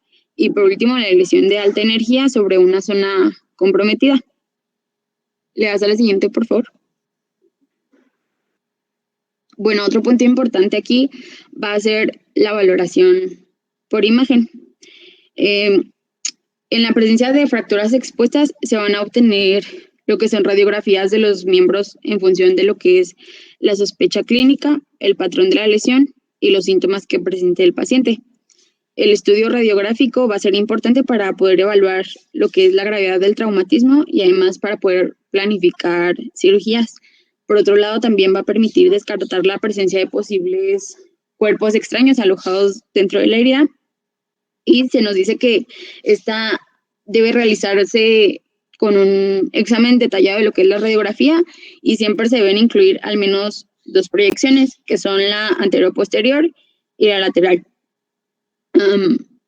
La radiografía debe abarcar lo que es la totalidad del hueso estudiado y en zonas metafisiarias o epifisiarias puede llegar a ser de interés complementar el estudio con otras 2 proyecciones oblicuas que van a ser externa e interna, y además es importante incluir las articulaciones que estén localizadas por encima y por debajo de la lesión aparente.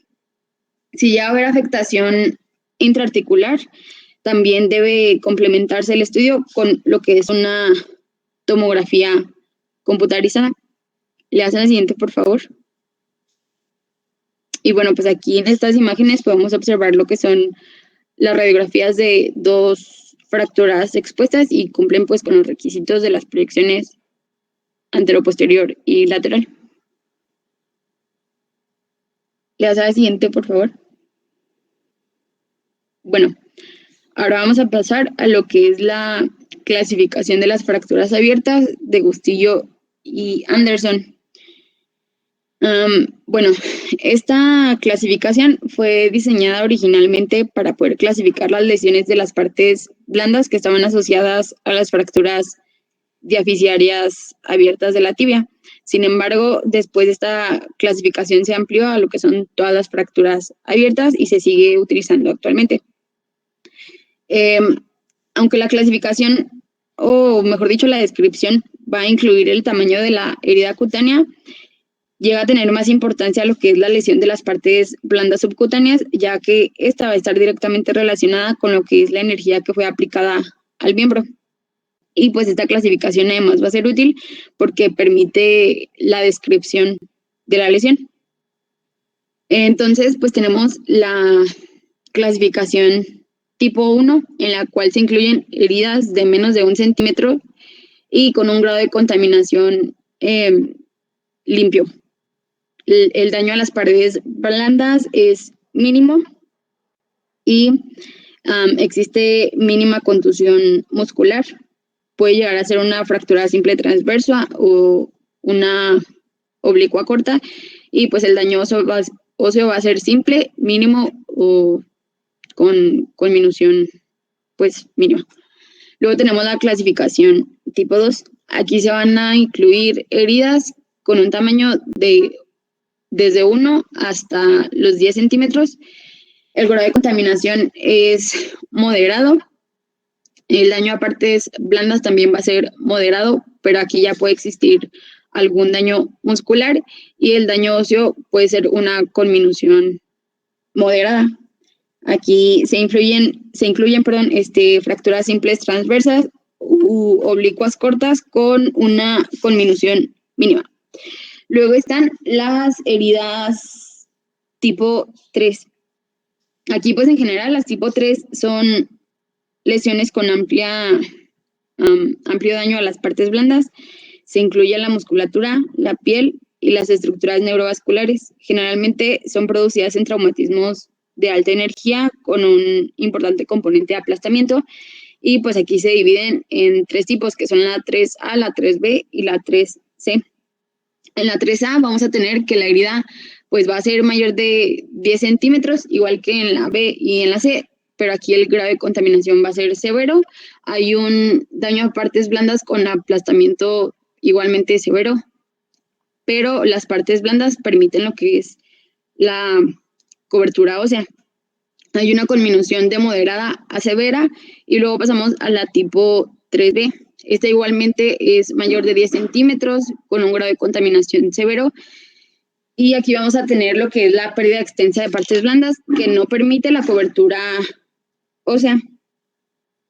Esta generalmente está asociada a lo que es una conminución de moderada a severa. Y por último está la tipo 13, que igualmente es mayor de 10 centímetros la herida, el grado de contaminación es severo, y aquí tenemos que hay una lesión vascular que precisa de reparación quirúrgica.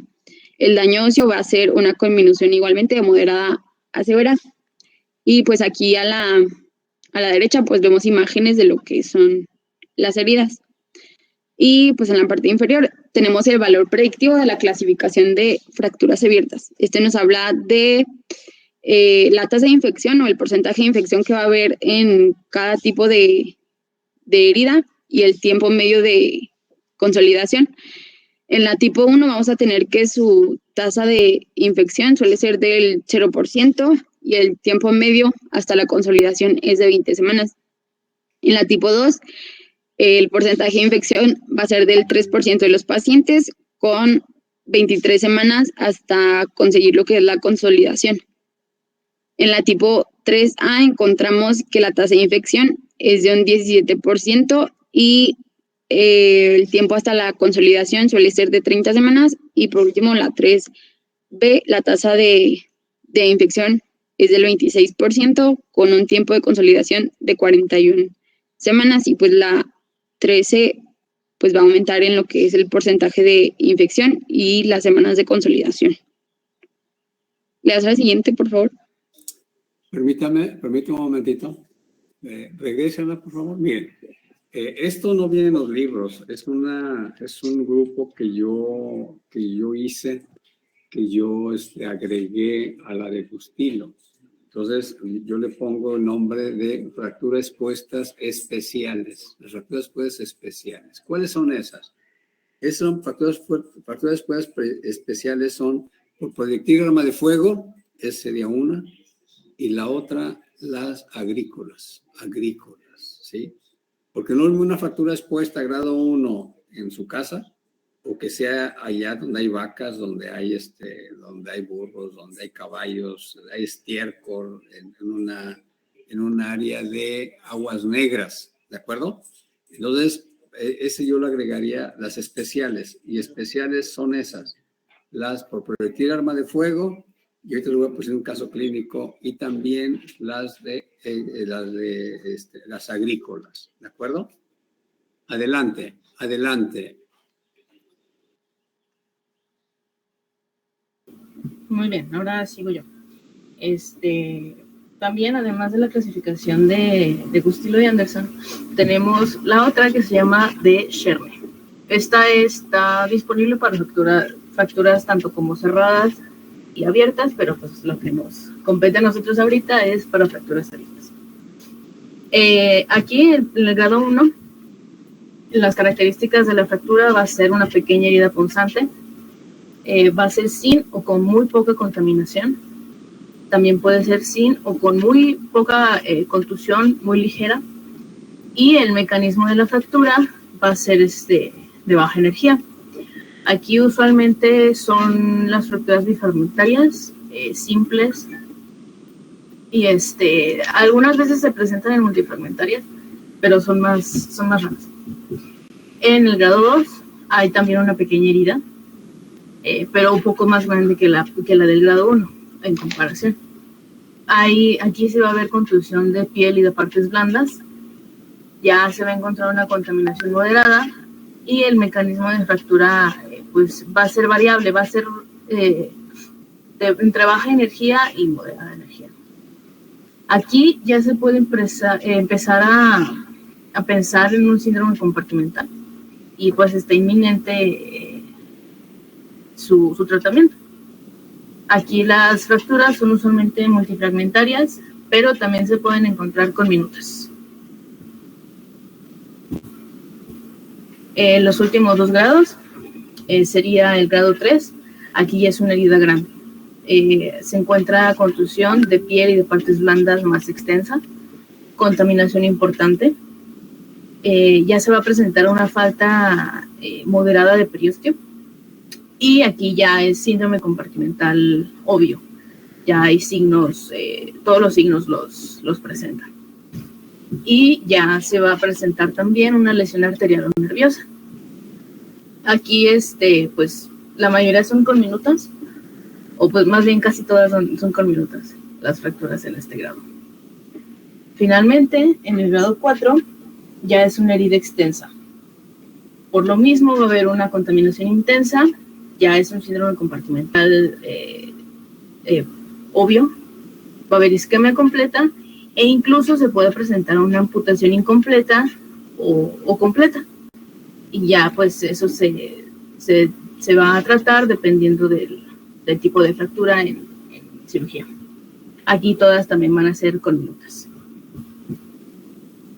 Muy bien, ahora que terminamos con los tipos de clasificación, empezamos con el tratamiento. Lo más importante, el objetivo final de esto es que se retorne precozmente la función normal de una extremidad lesionada, siempre lo más rápido que se pueda. Tenemos 4 principios, el cual el primero y pues el más importante es la prevención de la infección. Después tenemos la curación de tejidos blandos, además de la consolidación ósea. También la restauración de la anatomía y la recuperación funcional de la extremidad. Ahora sí tenemos las etapas del tratamiento. Aquí son 4, pero estas a su vez tienen otras divisiones. La primera es la evaluación clínica radiológica, que ya lo vimos con el ABCDE. Entonces, pues eso ya lo sabemos. En el 2, en la segunda etapa, tenemos la intervención quirúrgica inicial.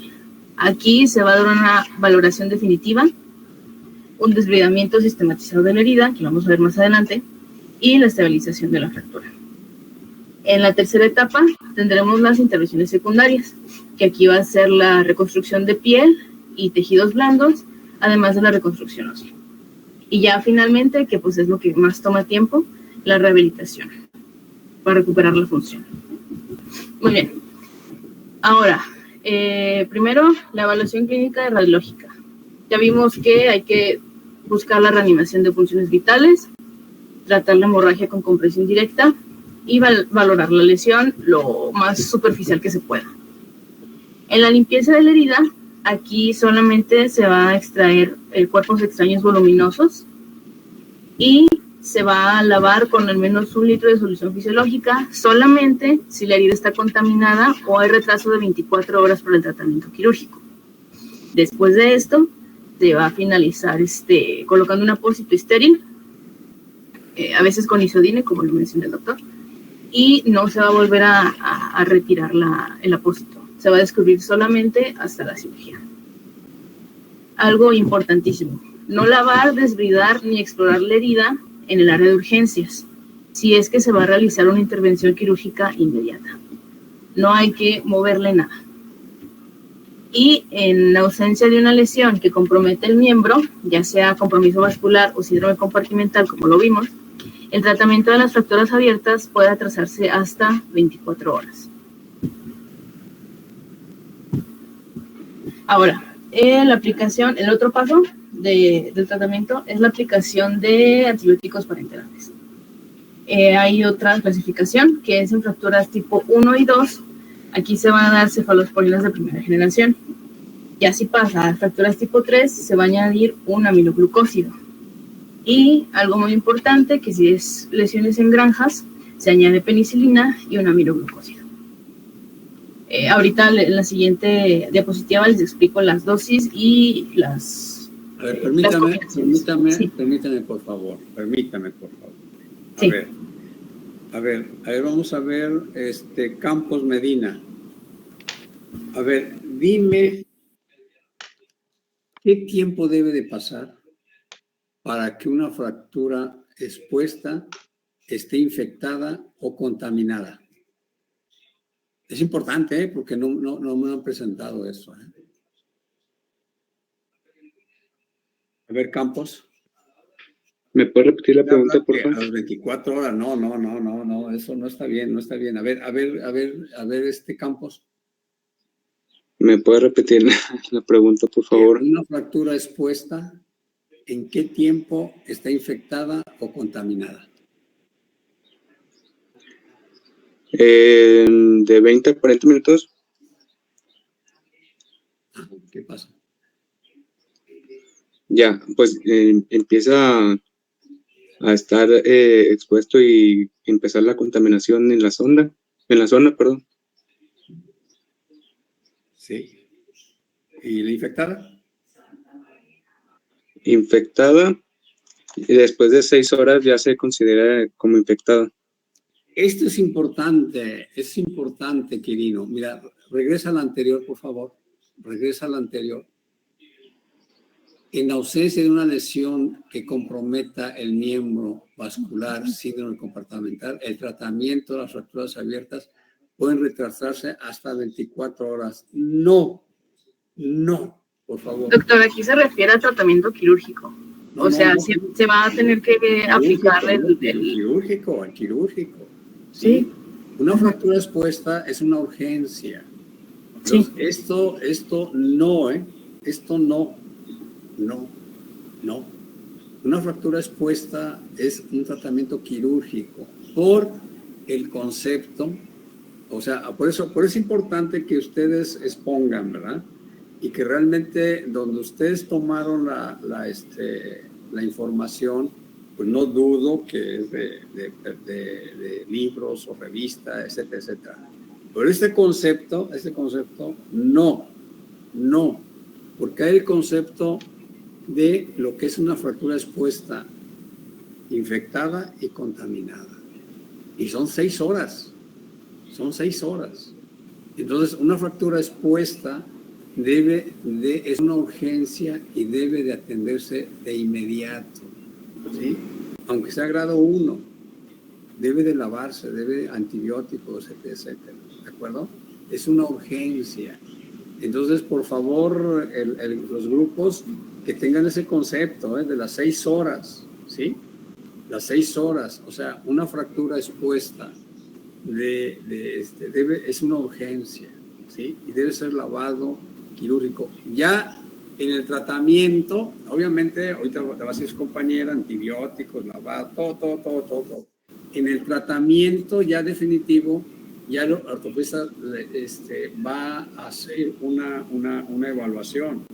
Si tiene menos de 6 horas, le pongo o no osteosíntesis. Le hago la reducción de esa lesión ya en forma definitiva. Pero eso ya es la definición o el criterio del médico que esté tratando y que tenga lo necesario, ¿verdad?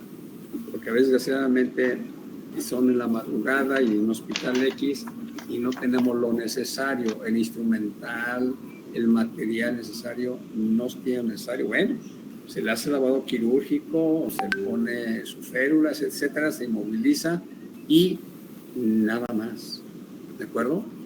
Entonces, sí quedó claro esto del concepto de 6 horas. ¿Sí está claro, Ana Lilia Hernández? Sí, doctor.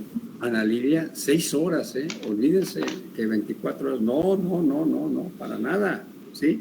Incluso una fractura grado 1, si pasa 24, 48 horas, ya se considera grado 3, o sea, ya está infectado, ¿sí?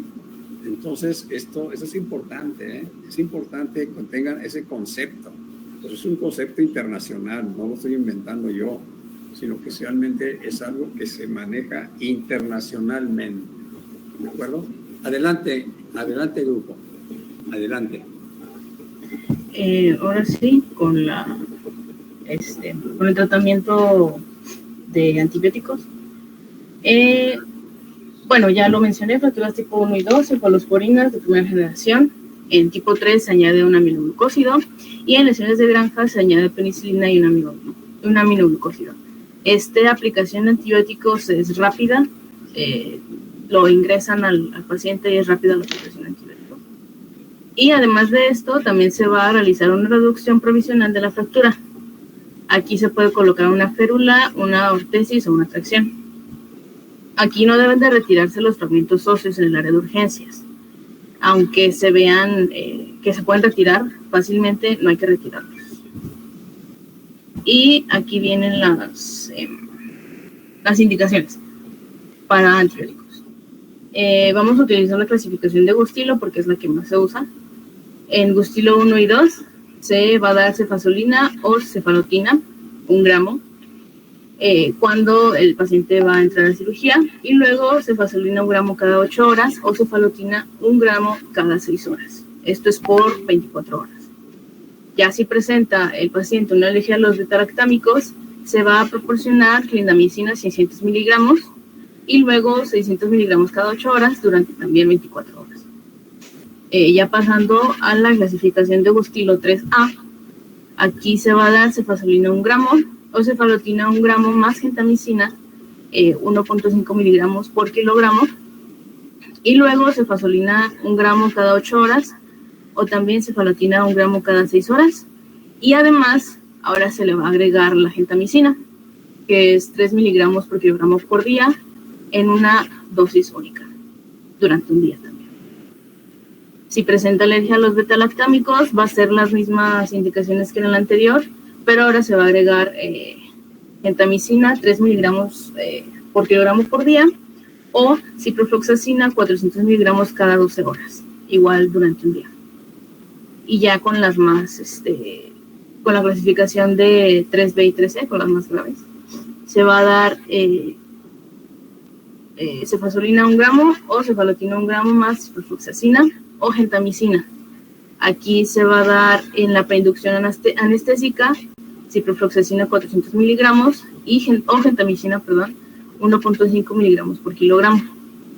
Después se va a dar cefazolina 1 gramo cada 8 horas o cefalotina 1 gramo cada 6 horas, más gentamicina, 3 miligramos por kilogramo por día, o ciprofloxacina 400 miligramos cada 12 horas, pero ahora va a ser por 72 horas.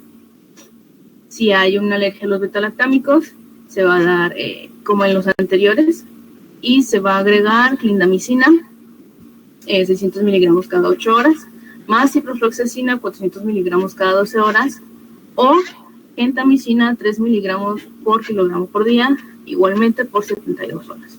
Entonces, estas son las indicaciones que se deben de llevar a cabo cuando rápidamente se ingresa el paciente, después de estabilizarlo.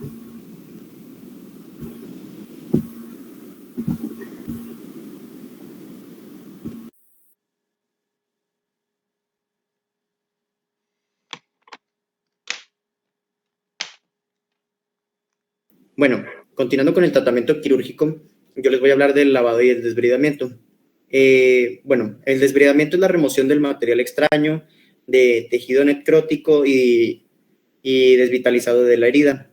Esto se puede lograr gracias a técnicas quirúrgicas y mecánicas. El desbridamiento debe ser meticuloso comenzando con la piel, la grasa subcutánea y el músculo. No deben implantarse grandes colgajos cutáneos porque esto desvitalizaría aún más los tejidos irrigados y podría comprometer los vasos verticales procedentes de la propia fascia. Las superficies de la fractura deben de exponerse por completo, reproduciendo el mecanismo de la lesión inicial. Doctor, ¿sigue ahí? Bueno, continúo. Tenemos que ampliar la herida proximal y distalmente siguiendo el eje del miembro para explorar la zona de la lesión. Un colgajo cutáneo traumático con una proporción de un rango de 1 a 2 respecto a la base de la longitud, con frecuencia tendrá un extremo desvitalizado, especialmente si la base pues, es distal. Los fragmentos óseos desprovistos de inserciones de partes blandas pueden retirarse de la misma. Dale. ¿Le puedes cambiar? Gracias. Bueno, deben de conservar los tendones a no ser de que estén gravemente dañados o contaminados. Es preciso realizar uno o varios desbridamientos seriados de entre 24 a 48 horas, dependiendo de la necesidad del tejido desvitalizado de la propia herida. Es preciso proceder al lavado con o sin solución antibiótica, pues esto va a actuar como un surfactante. Sin embargo, la adición de antibióticos a la propia solución de lavado no ha demostrado ser eficaz. Sin embargo, pues algunas bibliografías sí lo recomiendan y otras dicen que realmente no tiene un resultado significativo como para decir que sí es importante. También algunos autores mencionan que el lavado debe ser pulsátil, ya que hay cada vez más evidencia que apoya el lavado a baja presión y con gran volumen, puesto que esto puede ayudar a lesionar menos los tejidos adyacentes, haciendo el mismo efecto que hacerlo a presión con mucha presión y con bajo volumen. Debemos de procurar mantener la hemostasia, porque la pérdida de sangre también puede ser importante para la formación de un coágulo y puede contribuir al espacio muerto y la desvitalización de los tejidos, lo cual nos haría ir perdiendo más tejido a causa de la desvitalización por problemas de irrigación. Dale. Antes se recomendaba que las heridas traumáticas no se debían de cerrar. Se cerraba solamente cuando había una ampliación de una herida quirúrgica.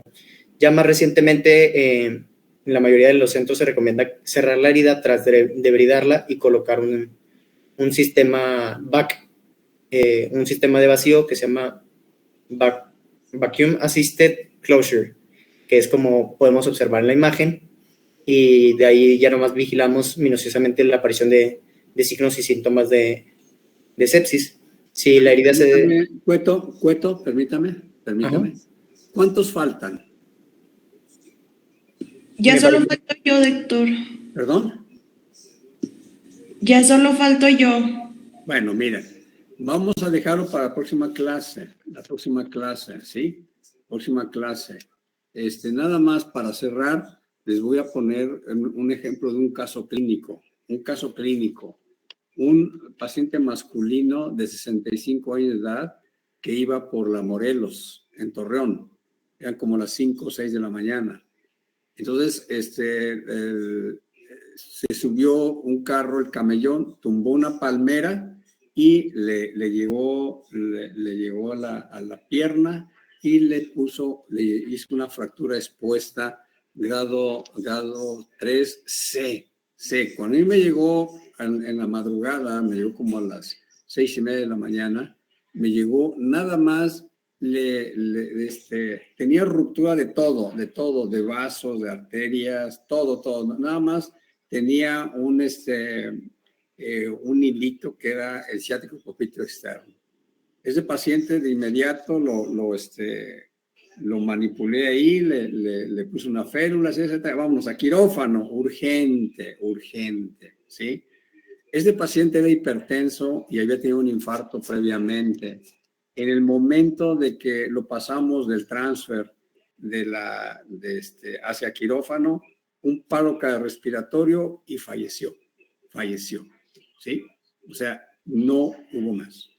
Otro caso clínico es un paciente de sexo masculino, recibió una herida por proyectil de arma de fuego, ¿sí? En el tercio proximal del fémur, del muslo, ¿sí? Con con salida y entrada de la bala, con un orificio de entrada y un orificio de salida. Ese paciente tuvo una fractura subtrocantérica y una fractura expuesta. O sea, entonces este paciente se sometió a una tracción esquelética, etc. Entonces yo era R2 y yo le pasaba visita y le auscultaba en la región de la femoral un soplo. Yo sentía oía un soplo ahí, un soplo. Entonces al médico de base, doctor, tiene un soplo ahí, o sea, hay que descartar un problema vascular. No, estás loco, no tiene nada, mira, el pulso, la cosa pedia, está muy bien. Bueno, tiene un soplo, ¿eh? Bueno, total.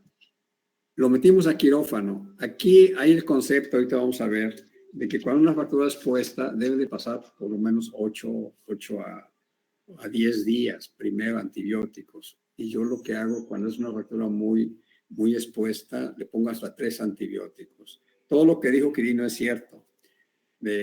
Contra gram positivos, gram negativos, y además yo les agrego metronidazol, ¿sí? Obviamente el flutoxoide, etcétera. Entonces, aquí nada más lo que quiero, deme 30 segundos.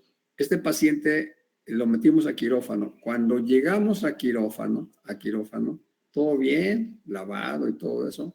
En el momento de abrir, dar un abordaje lateral, comenzó un sangradero, pero espantoso. ¿Qué pasó? Ese soplo que yo había escuchado era cierto y se hizo una fístula arteriovenosa femoral. Entonces, ahí había una lesión vascular. Y el doctor me decía, aprieta la femoral. Pues sí, lo más que pude, ¿verdad? Para que no sangrara. Hable de inmediato al cirujano de vascular, ¿de acuerdo?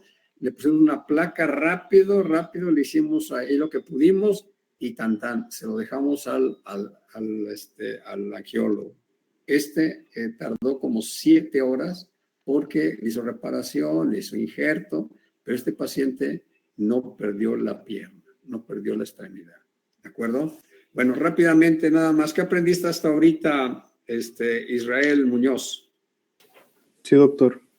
Pues de los dos temas, ahorita pues me quedo con lo de las fracturas expuestas. Sí, la fractura expuesta. La definición, la etiología, pues es básicamente la misma, pero las consecuencias que ya mencionamos, la contaminación, que es importante tener en cuenta ahí que se considera contaminada antes de las 6 horas y infectada ya después de las 6 horas. La valoración que se debe de hacer, destacando el ABCD del trauma, la reanimación, la valoración, la evaluación neuromuscular y las lesiones de partes blandas y también pues del hueso. La clasificación también de Gustilo y Anderson, más las otras 2 categorías que agregó usted de fracturas especiales por arma de fuego y agrícolas y las etapas del tratamiento. A ver, Sofía Hernández, rápido. 30 segundos. ¿Qué me puedes decir? ¿Qué aprendiste de fracturas expuestas? Pues lo mismo, doctor. Sobre las fracturas que se encuentran contaminadas son antes de las 6 horas y se encuentran infectadas después de las 6 horas. Ay, perdón, es que ya estoy en otra clase. ¿Sí se escucha bien? No, ya, aquí terminamos, no hay problema. Fíjese bien, para el próximo miércoles terminamos con fracturas expuestas y vamos a continuar con hombro doloroso y lumbalgias, Hombro doloroso y lumbalgias.